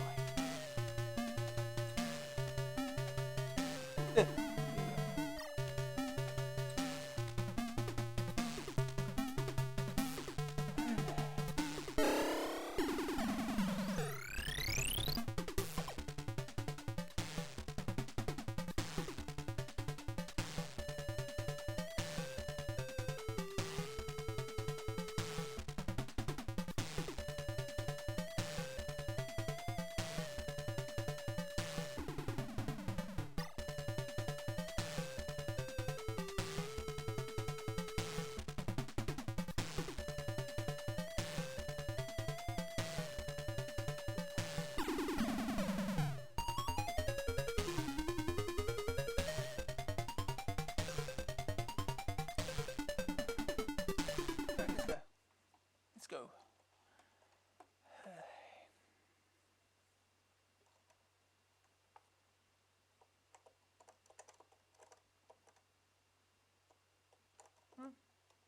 This trade event. Is that the race around Saturn?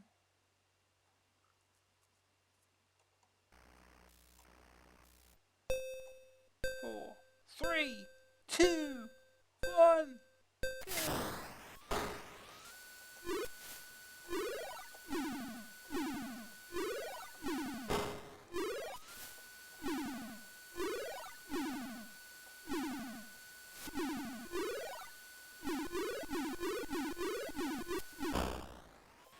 Ow.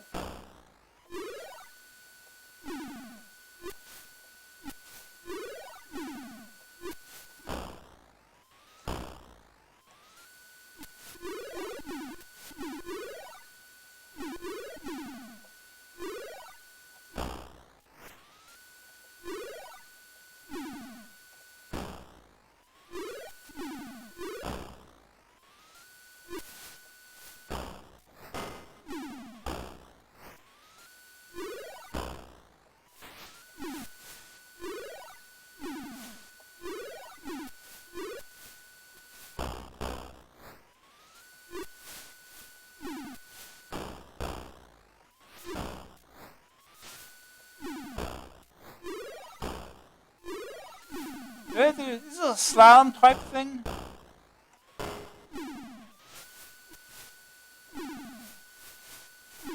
I'm going to show these things here. God damn it.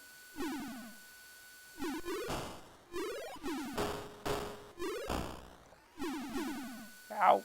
This is not going wild. Oh, jeez.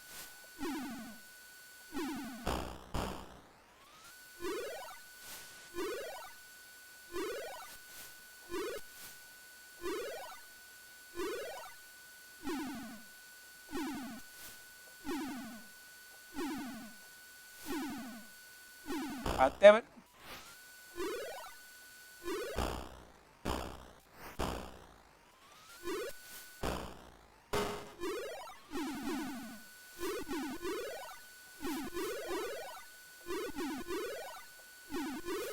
Oh, jeez.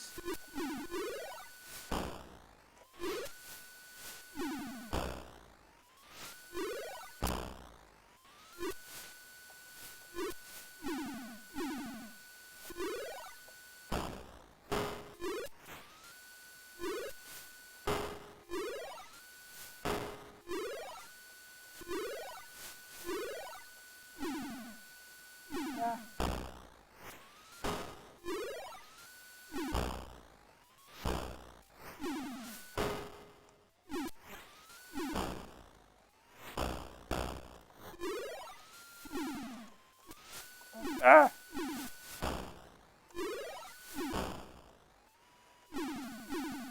I'm a little bit too fast, I think he is.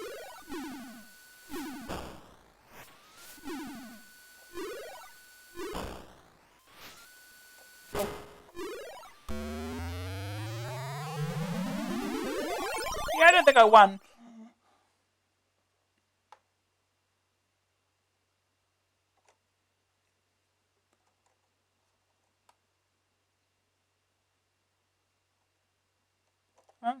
Second event.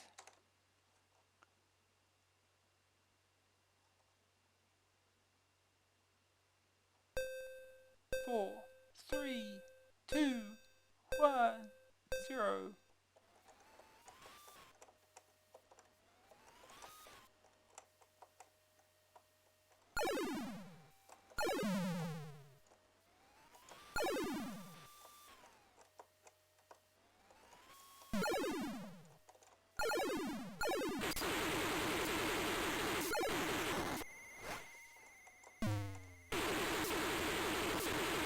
Fuck off.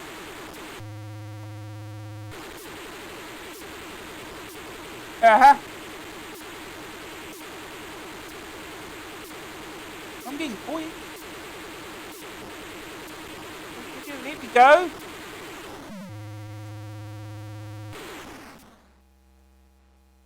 Okay, got out.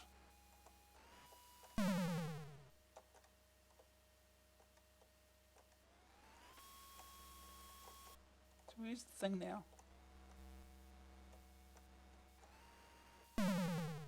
Was it hiding?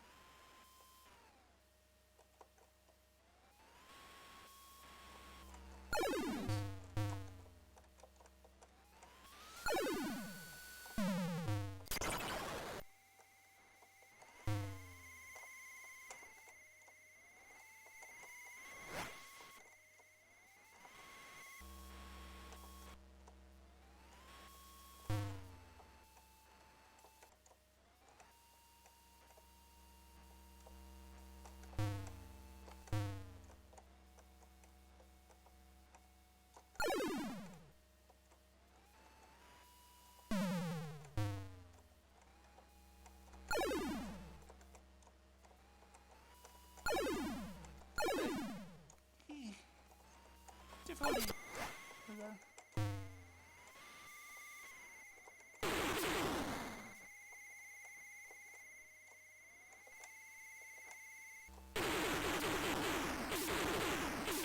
Okay, you can stop now. Dude.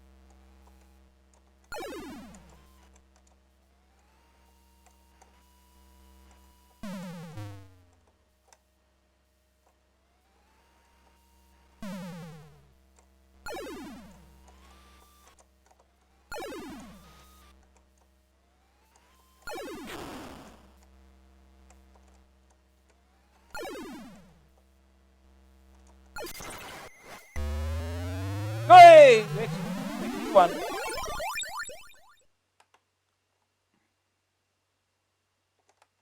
Somehow.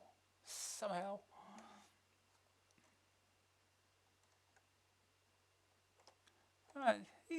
Running matches of running events I haven't tried before.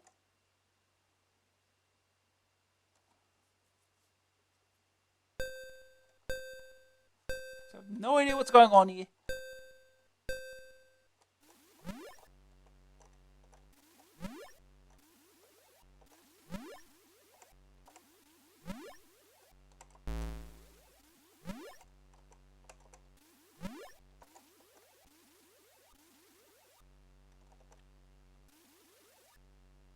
No idea what's going on here.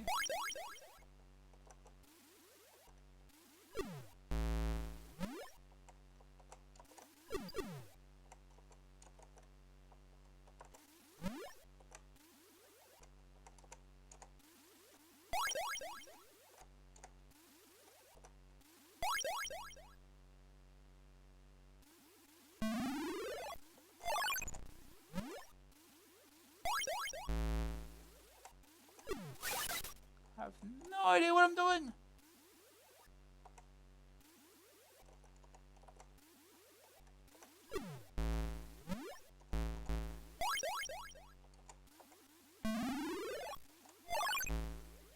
I'm getting points.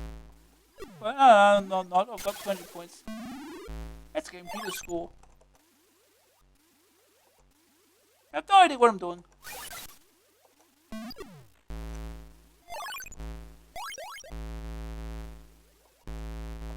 Fuck off.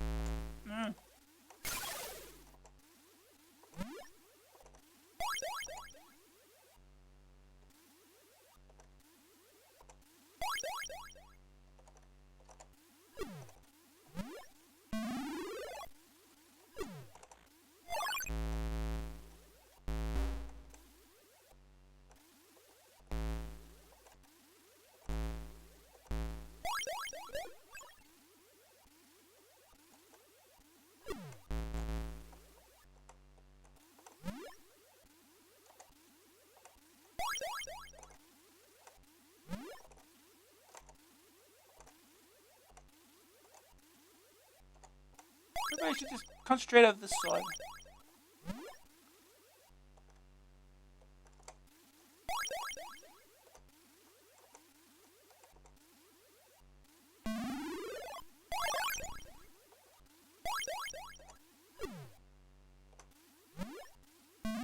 Oh.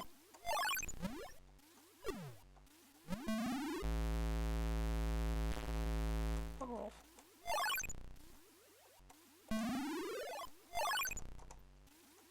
See, that turns those.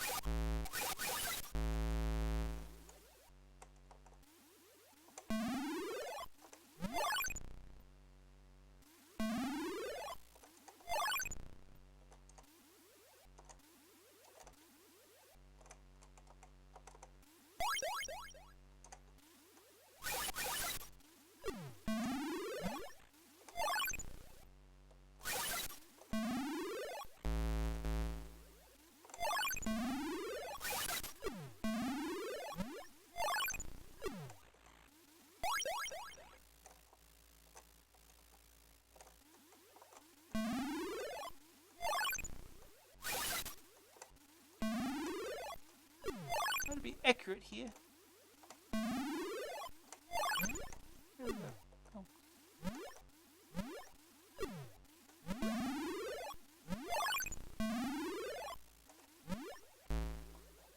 I have no idea what I'm doing.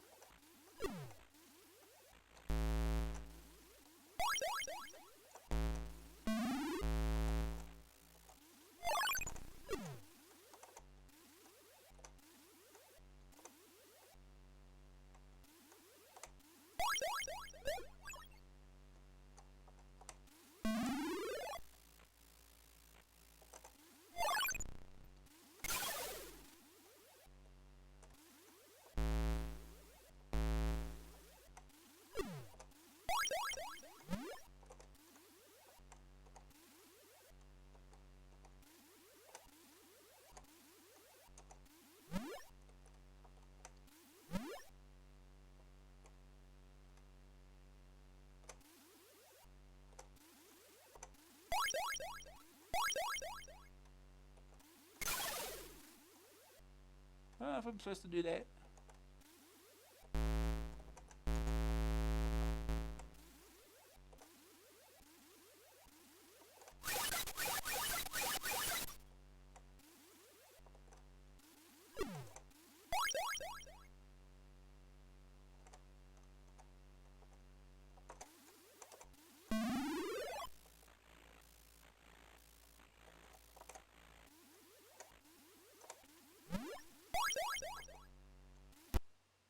There. Yeah, I have no idea what I'm doing.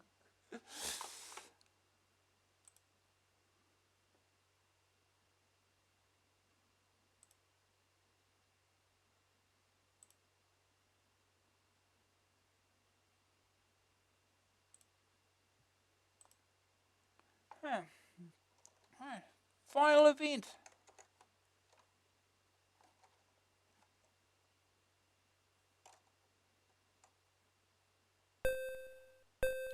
Three, two, one, go.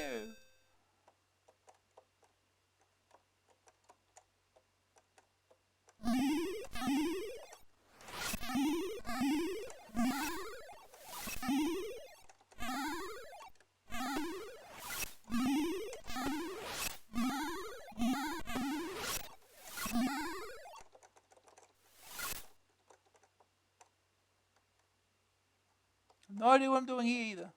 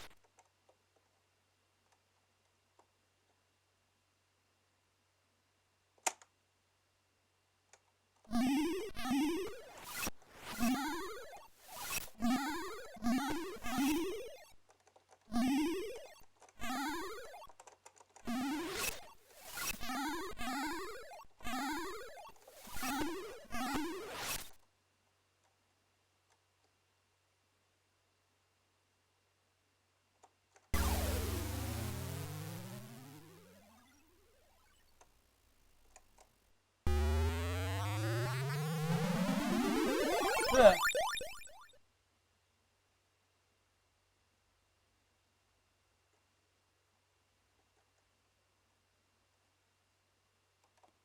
Try that again.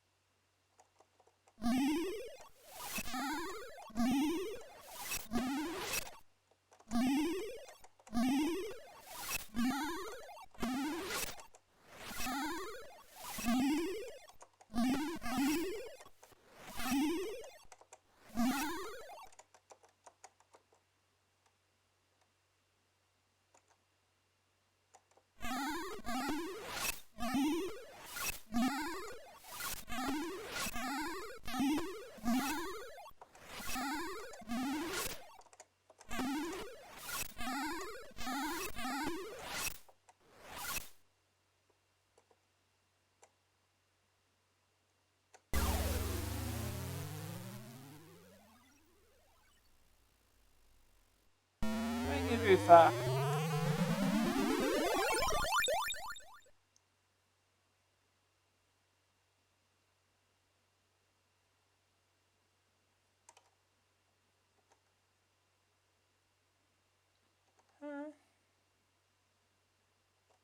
One last go at it. One last go.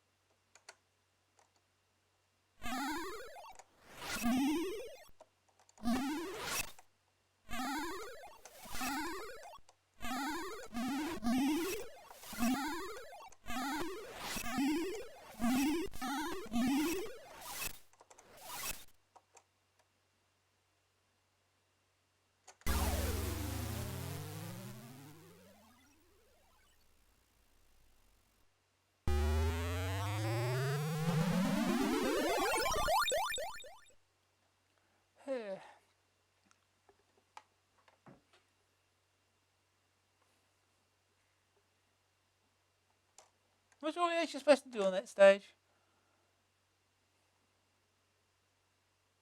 Anyway, that's Purple Saturn Day. It's very purple.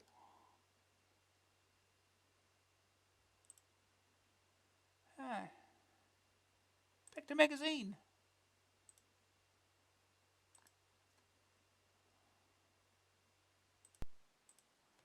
Next game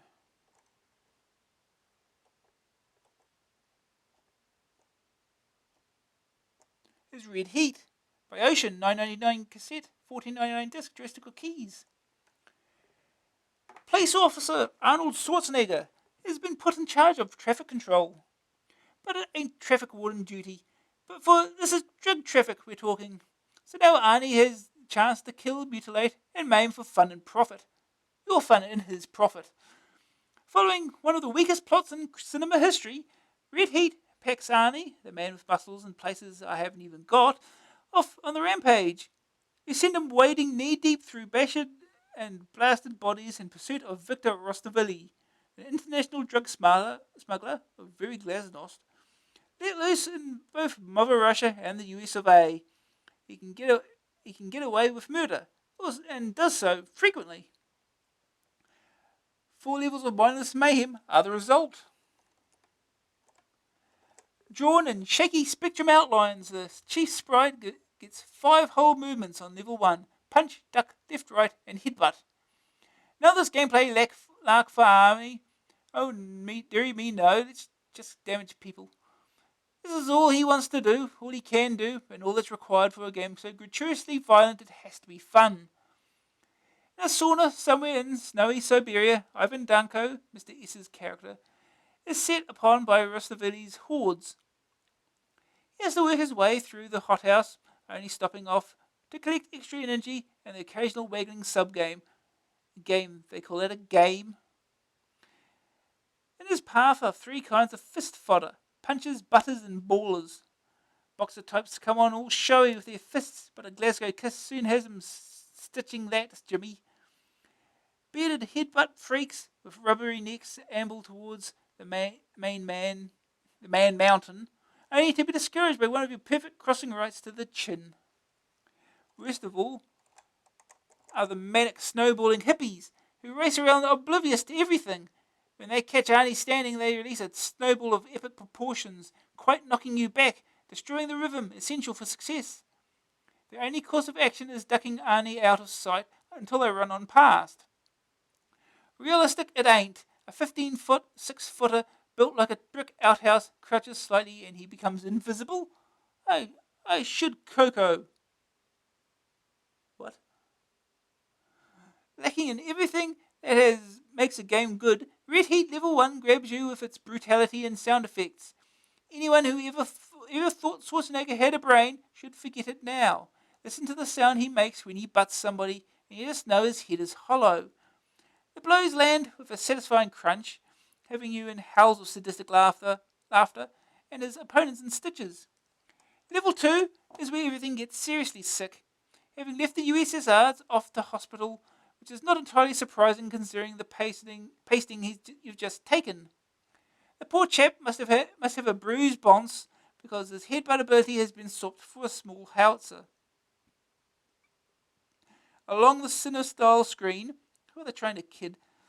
Scroll Arnold and his enemies in the background. Sit demented patients, oblivious to the carnage and listening to Radio Lollipop. Nurses are having their brains blown out, and these people just sit there and grin. WMACC Smith, OBE, cycling proficiency with bar. Get your pen ready. To progress, you must either shoot or punch patients and staff. The size of the screen means that to blast someone, you virtually have to put the gun to their temple. Good, clean, sick fun or what? Age, sex, or condition count for nothing, as every hospital stereotype known to man is systematically wasted. Busty nurses, invisible man bandage freaks, people on crutches, and even whinging old grannies eat lead in the head. Mrs. Brady, old lady, say your prayers. Not one good thing can be said for Red Heat's theme or presentation. Killing people should not be fun, especially when the graphics and sound are so unimaginative. But if you've got a spare tenner and want enough nasty vindictive fun to keep that broady woman in shocked silence for a month, get red heat and start reaping. First day target score reach level 2. Second opinion. Oh god, how do I read this? There's absolutely nothing to be said in defense of this game. It's a sick and simply it's a sick and empty plot with no redeeming features. It's it's also great fun, damn it. Green screen. Green heat is just a green. It's just good. It's just as good bad. Well, it's just as good bad. The verdict: graphics 58%. Disappointing and dull. 3 colors. Is that all? Sonic 77%. Good effects, but with enough but not enough variety. Grab factor 64%. Simply violent fun. Staying power 57%. It it does seem possible to complete. Too repetitive. This is hard to read. They need some better choices of colours here. A rating 67%. Dull graphics, dull sound, no gameplay, and still great fun. Okay. Well, off we go then. Play Red Heat.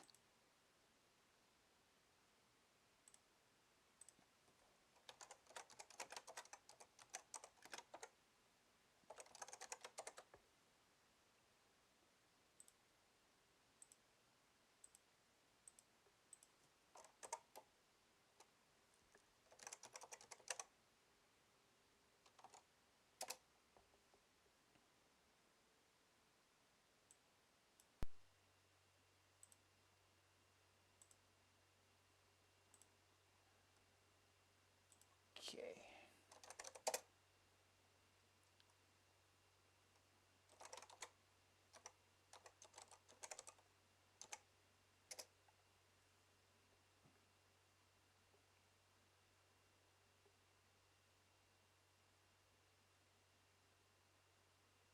Red Heat. Special effects.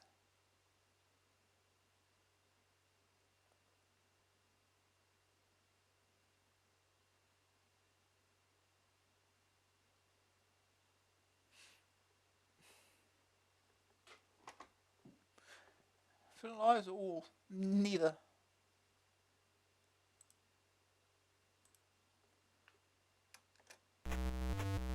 Mission information. When you access a bonus icon, you'll be presented with a sub-game. As a detective, you must use your wits to figure out how to solve each problem. E.g., on the dollar bill section, you must light up the whole bill using the 8 positions of the joystick. Obviously.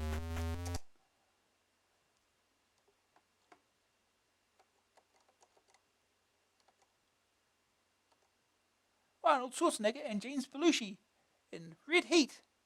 Joystick, keyboard, joystick. Press punch to start. Oh, level number 1. Oh, here we go. Some fun.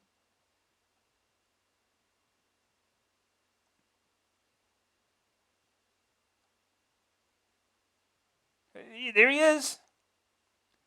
And into the sauna we go. Bathhouse or whatever this is. Headbutt, headbutt, headbutt. Hit. Okay, how about we just duck? How about we just do this? How about he just goes running by? These two dudes.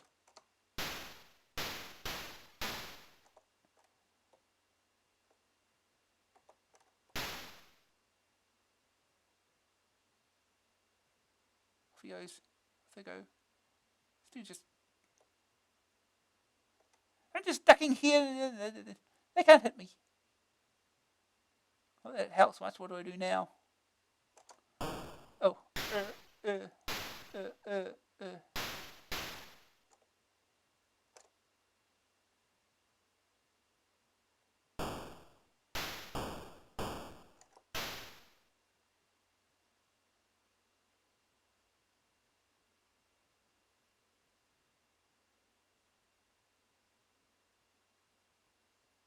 Oh, he throws stuff and he missed. And off he goes.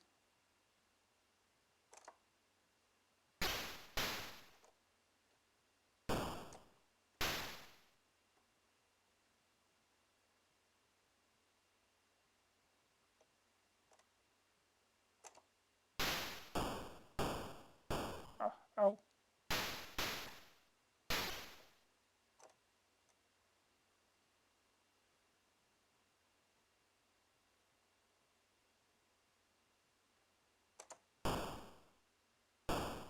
Ow, ow, ow, ow, ow, ow.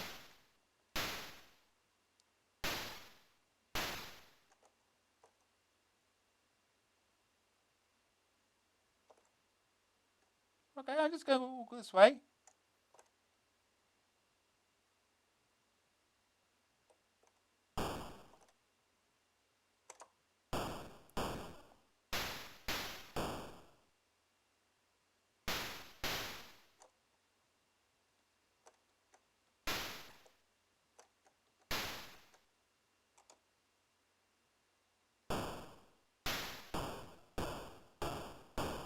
Ow. Dead. Well, start again. Do it again.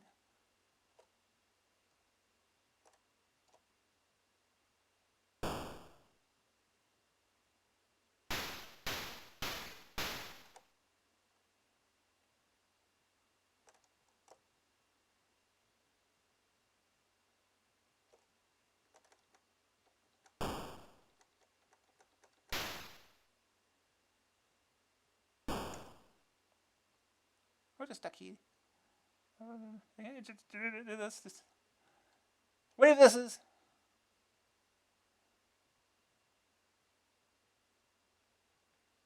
Just crouch a few inches and you're completely invincible. They cannot touch you.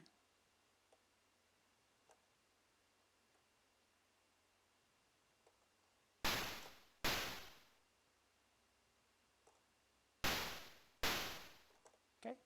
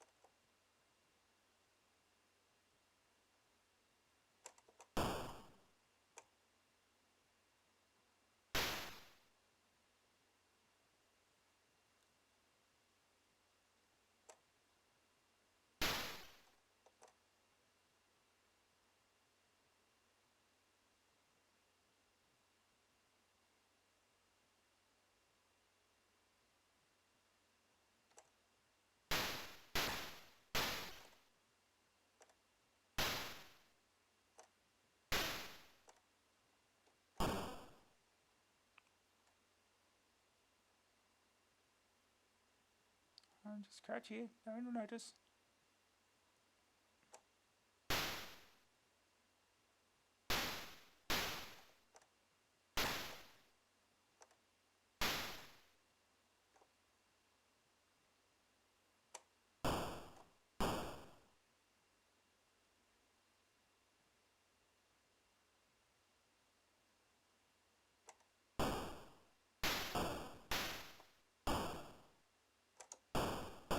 Dead. Oh, this is stupid.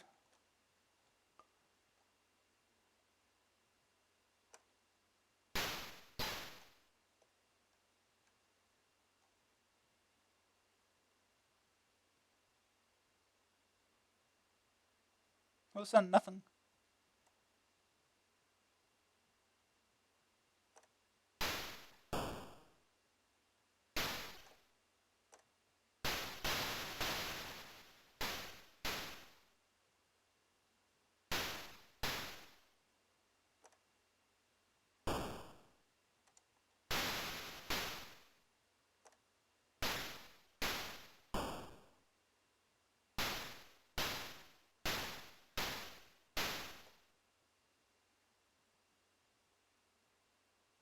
Pick up.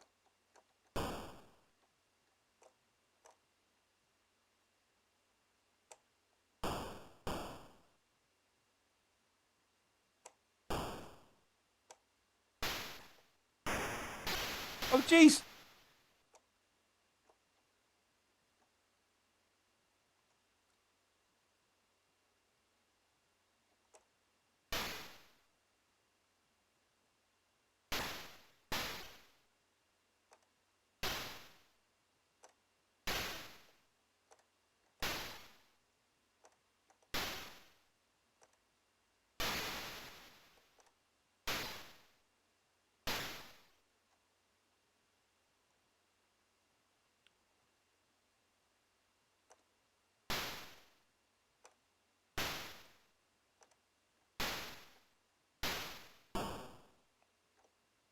Okay, bye.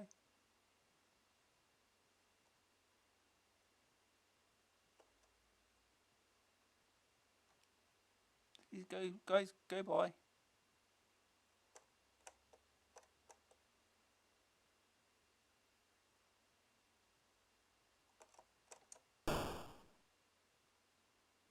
Hit back, hit back, hit back, hit back, hit back. Thank you. These naked people in the background. Oh, jeez.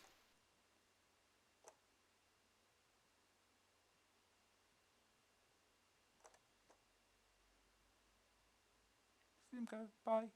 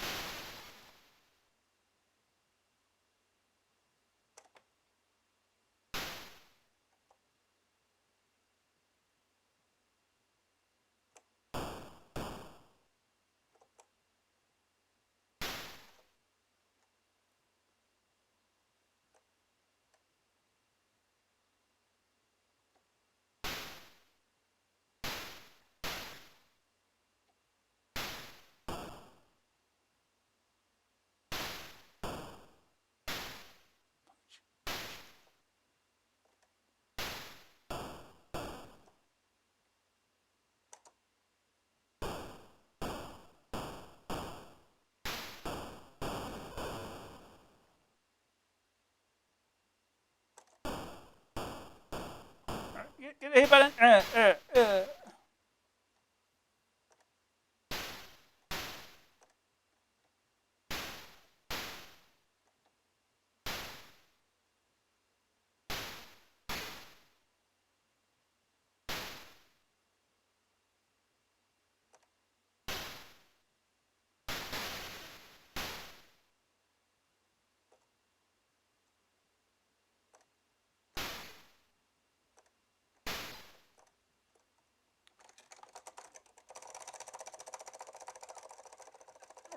Crush, crush, crush it.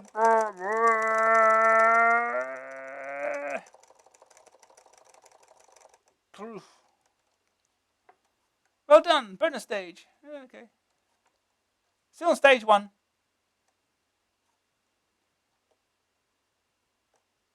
I think we're saying get the hang of this game now.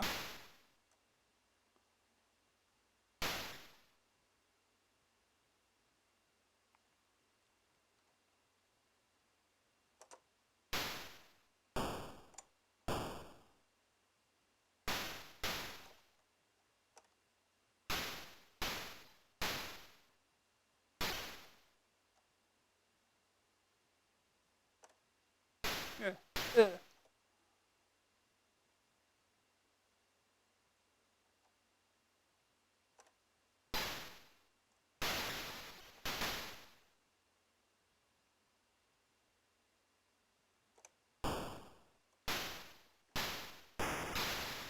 Jeez, where did that come from?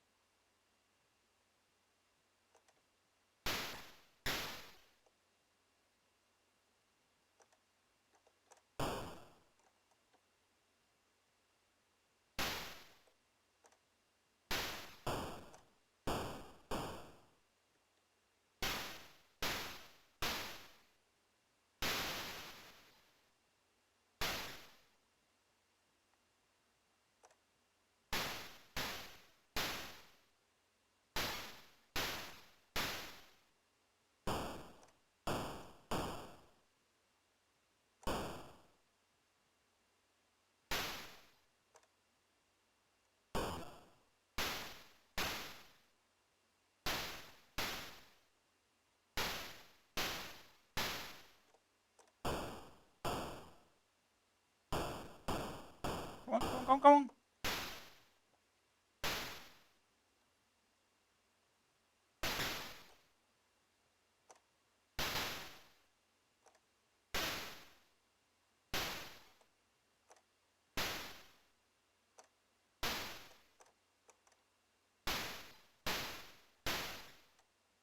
Not all the pickups give you more life either, which is fun. Oh, jeez.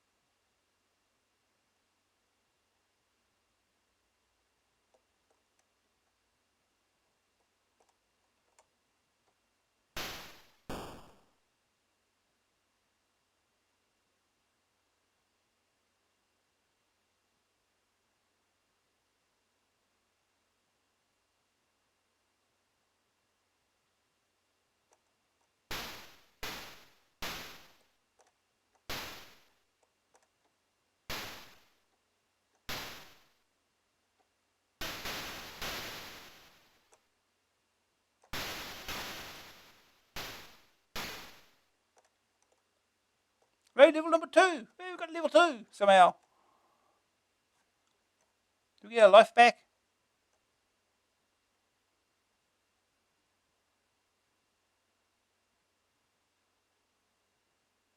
Phase 2, the hospital.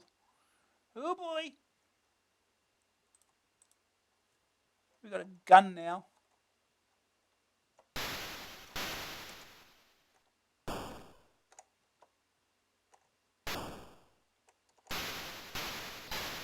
Jeez. Oh boy.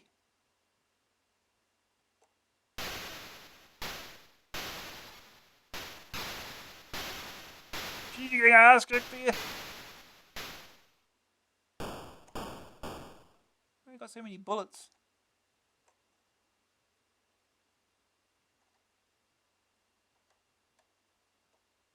Oh, you just have to push up to fire it too. There, did.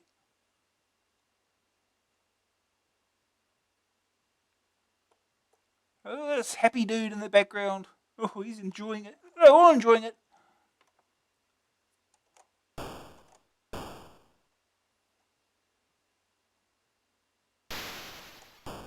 Okay, you can have that.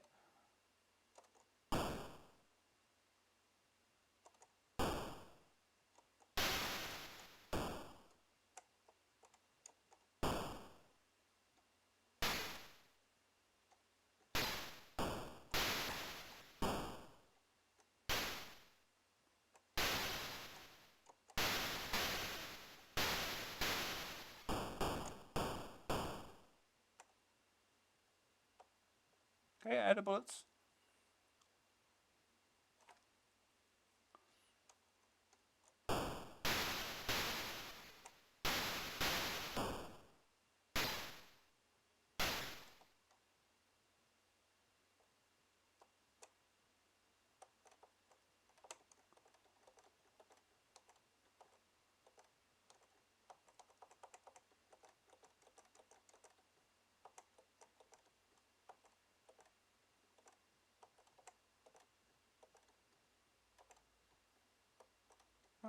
What am I looking for here?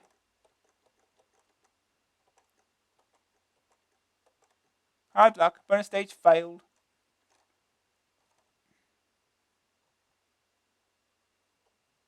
Got no life left. No bullets.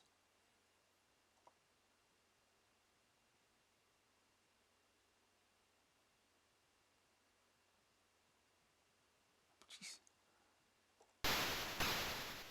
Yep, game over. Yeah. Well, that's a game. I'm sure this is just like what the movie. This is what the movie's like. I'm sure. Anyway, we'll move on.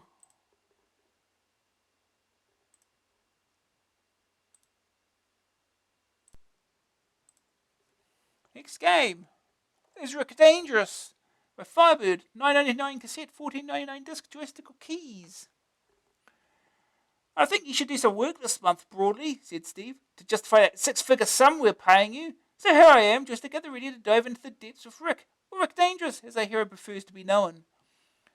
He stars in a platform adventure complicated by dozens of puzzles. Make a wrong move, and a spear flies out of the wall, or a huge stone lands on Rick's head, or he lands on a collection of spikes in such a way that it most definitely bring tears to the eyes. Beware crumbling, bouncing floors and the lava pits. The character, Rick, a less muscular version of Indiana Jones, meets Old Bill Hickok, uses a gun, dynamite, and stick to blast, shoot, and poke his way out of trouble. His adventures take place in exotic locations such as South American temples and an Egyptian tomb, and involve passing through 4 different levels by dodging spears, natives, and other nasties. The emphasis is very definitely on humour, and the characters are more like cartoon figures than war heroes. The natives, far from being revolting, even die laughing. Action commences when Rick descends into an Aztec temple, hotly pursued by a rolling rock. Indie fans take note. Bounding out of the way, Rick moves into the main temple area, which looks more like a mine than a temple. Be prepared to hone your joystick skills, because much bending, leaping, and lunging is required to move from screen to screen and escape the guards. Each move upwards or sideways onto the next wooden ladder or walkway is prevented by natives, who have to be shot or, to save bullets, jumped over. There are also traps triggered by Rick moving past them, so beware. Along the way, Rick collects gold masks which bump up his score, though since there's no high score table, it's not always worth bothering. Saving bullets is more important, and the natives usually have to be killed to gain the booty. Ammunition stores are replenished if Rick loses one of his 6 lives, but more bullets and dynamite sticks can also be obtained along the way. Part of the skill of the game is to remember where these are and to use ammunition frugally. Doing away with a guard adds 50 points to your score. 100 you blow away with the dynamite. Make sure you don't do Rick in at the same time. It's much more interesting, however, to progress through the levels rather than accumulating some irrelevant high score. The game's strongest feature is its graphics, full of very amusing little cartoon characters. The Amazonian Indians, for instance, resemble squat Popeyes, who for some odd reason lose their clothes when they are killed, and fly across and down the screen wearing only nappies and blue goggles. Even better are the Egyptians, doing a hilarious sand dance in full pharaoh headdress and leaping spectacularly when zapped. These guys really crack me up and rank with the more gruesome monsters of Barbarian 2. Graphics in general are excellent, as is the use of colour, with the dark blue, damp and mysterious temple contrasting neatly with the yellow and red Egyptian tomb that actually makes you feel all hot and sandy. Rick Dangerous requires an inquiring mind and a good degree of skill, since combining the accumulation of points with keeping Rick alive and finding out how to get through the levels means remembering how traps are triggered and solving the puzzles to progress further. If you found Barbarian 2 funny or enjoyed games such as Bubble Bobble or Squeak, you'll love Rick Dangerous as much as I do. As I mentioned though, I've been stuck in the Egyptian tomb for eons trying to figure out how to get past the invisible ladder and the deadly spike. If you figure out the solution, let your pal M know. It's driving me absolutely crackers. First day target score, reach level 2. Well, good luck with that. Second opinion. I'm not being ageist when I say this is a great fun game that younger players especially will enjoy because I love it too. The only people who won't like it will be those who like gore and blood and hate humour. It's excellent. Green screen, just as funny, just as much fun.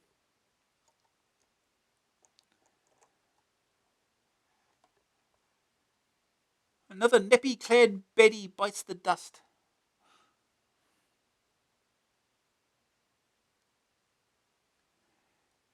The verdict. Graphics 92%. Exceptionally good sprites.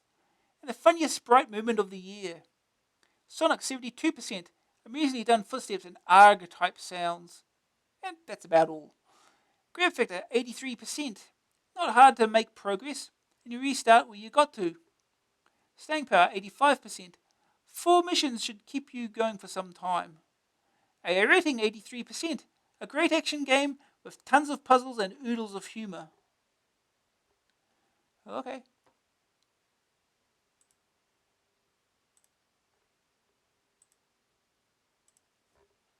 Hmm.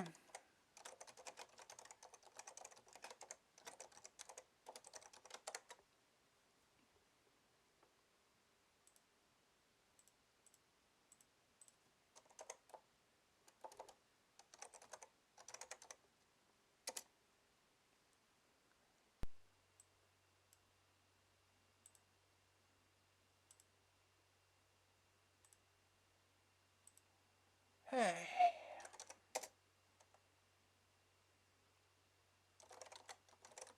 Oops. I can't type today.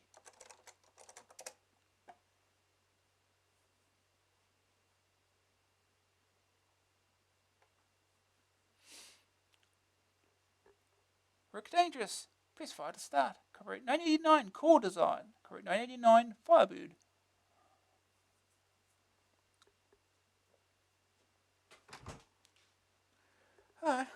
No music. Let's get started. South America. Rick Dangerous crash lands his plane over the Amazon while searching for the lost Gulu tribe. But by a terrible twist of fate, he lands in the middle of a bunch of wild Gulus. Can Rick escape these angry Amazonian antagonists? Oh, off we go. Being chased by Boulder. Being chased.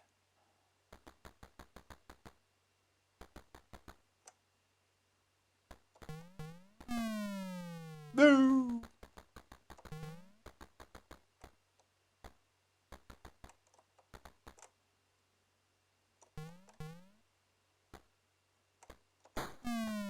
Okay, so you shoot.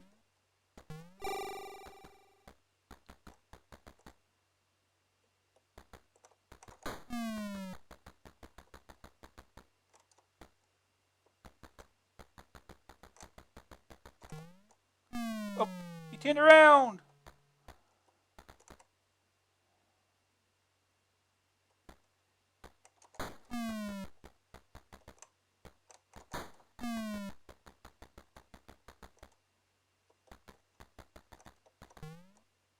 They're pretty straightforward to jump over. Oof. Oh no, spikes right there. Because of course they are.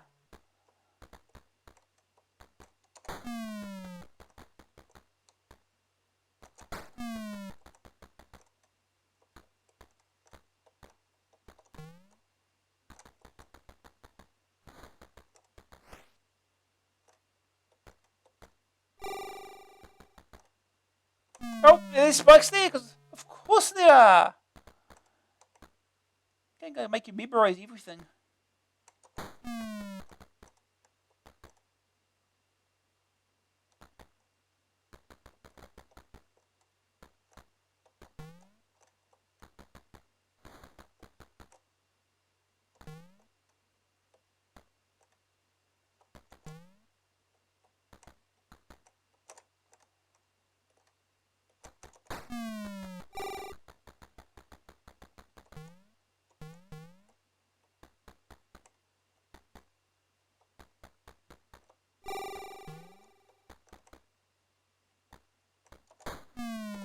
Oh, jeez.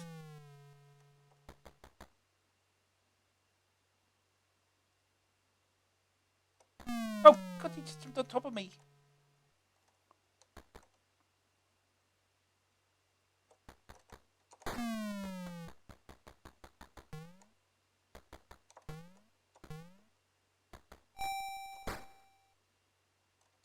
I shot the ammo. That's a thing you can do.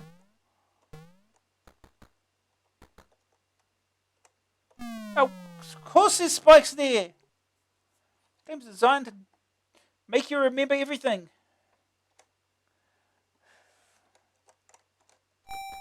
If we go again. Oh! Can we quit? Do we have a quit button? Yes, we do.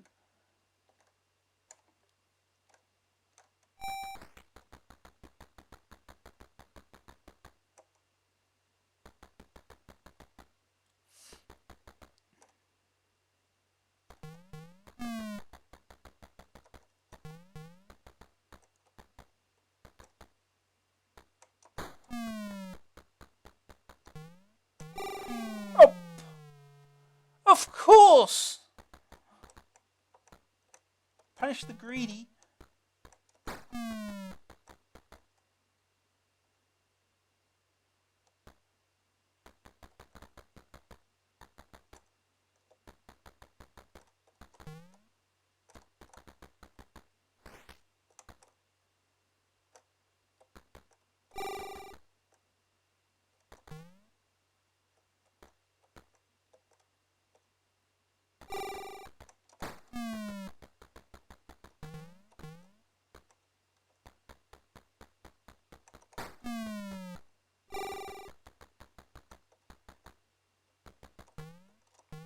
Oh!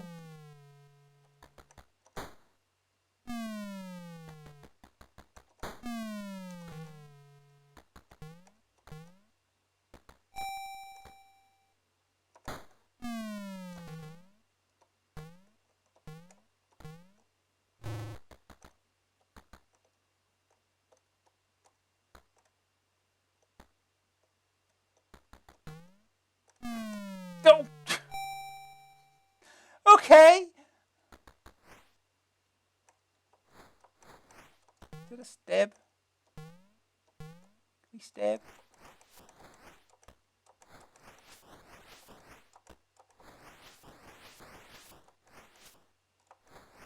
Just stop some. Okay, do that then.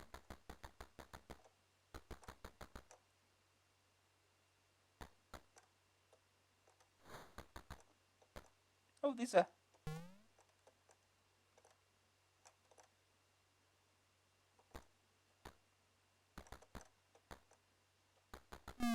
Oh!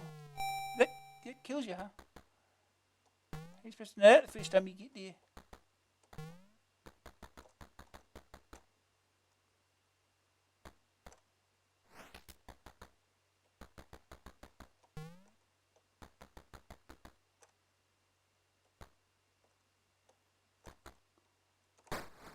Oh, it's a bat! Oh. Oh, of course! I should have known that was going to happen.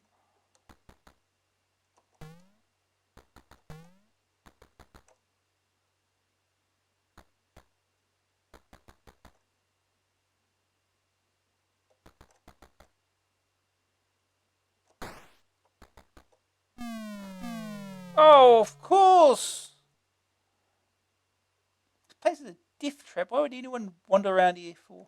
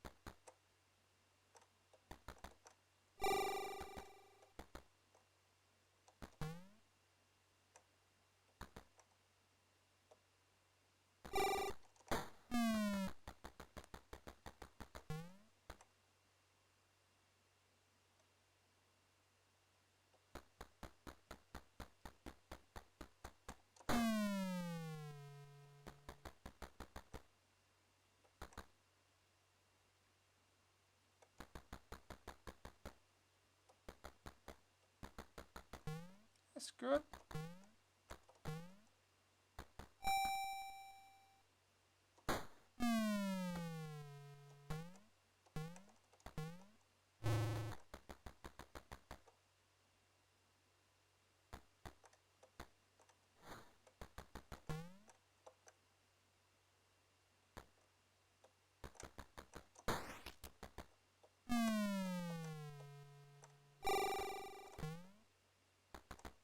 Okay.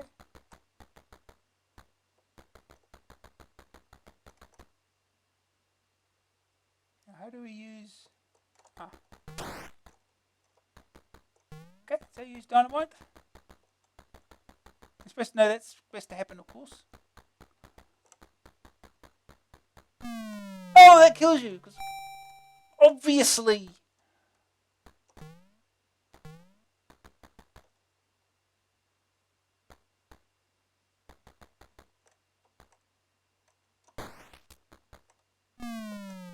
Nope. Damn it.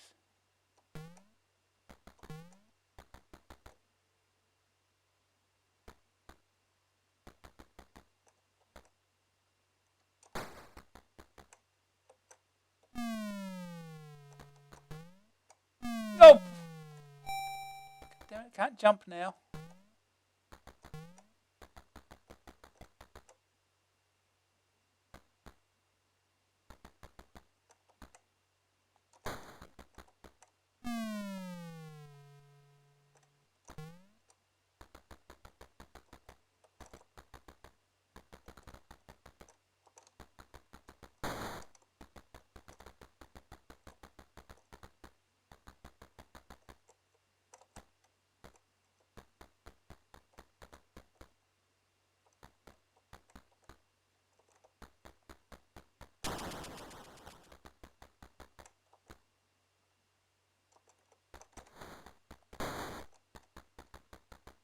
Okay.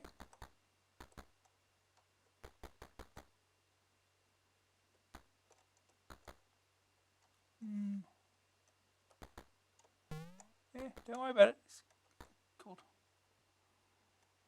Box of Faces. I do not trust them. And there's a spike right there, because of course there is.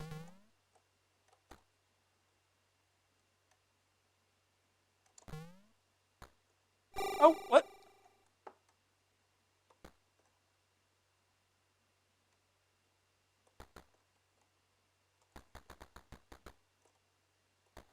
Nope. Of course that's there.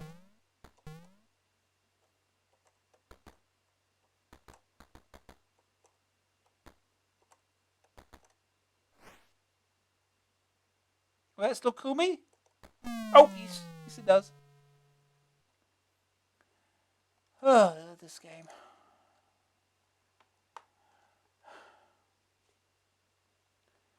How many games do we got left? Do we play this one more time, or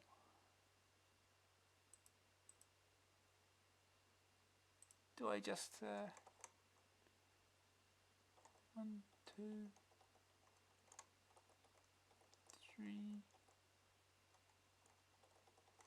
I've got 4 games left. One's a compilation as well, so yeah. What we'll do, we'll just play this one more time. I think I'll leave it at that.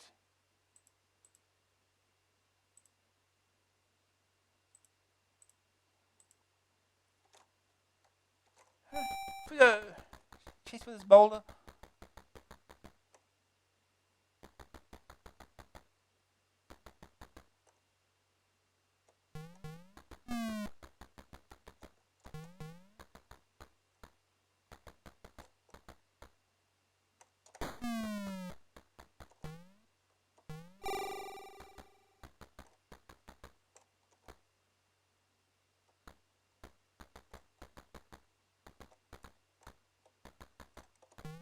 Oh! That's a good start.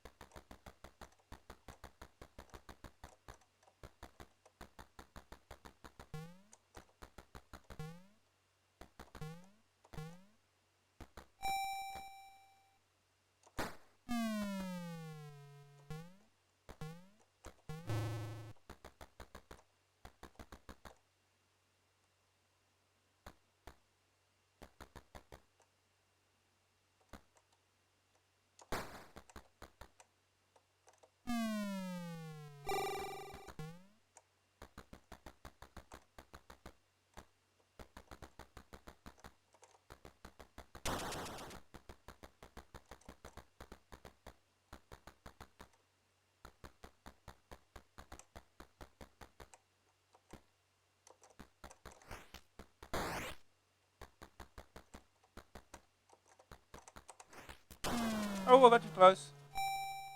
Oh, do it again, idiot.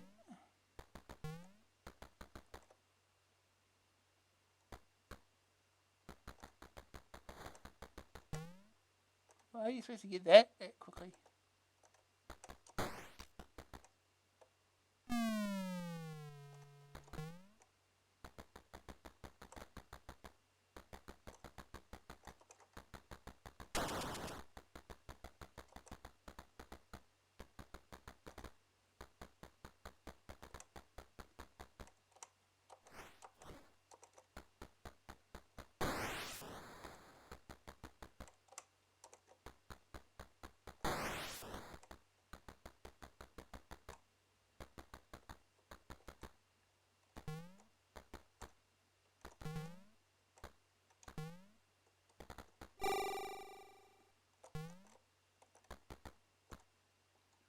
It's really hard to see ladders, huh?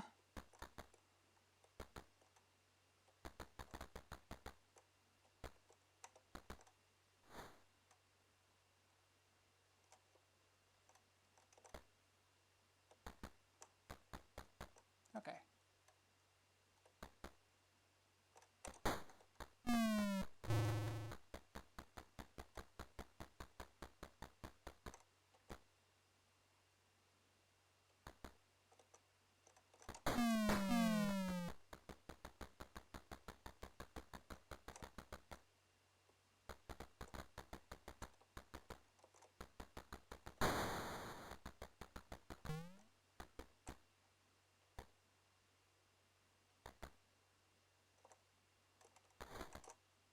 Oh, jeez. Sentient block.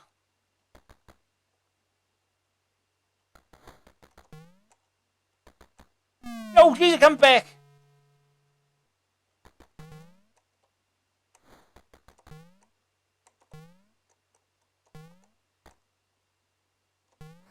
Okay.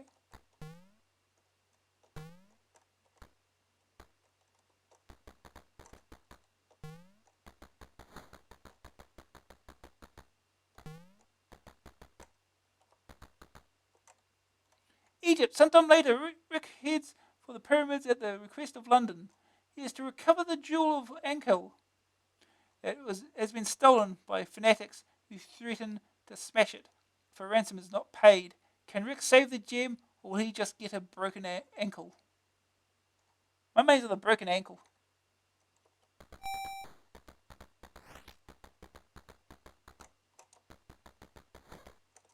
Oh! God. That's mean already.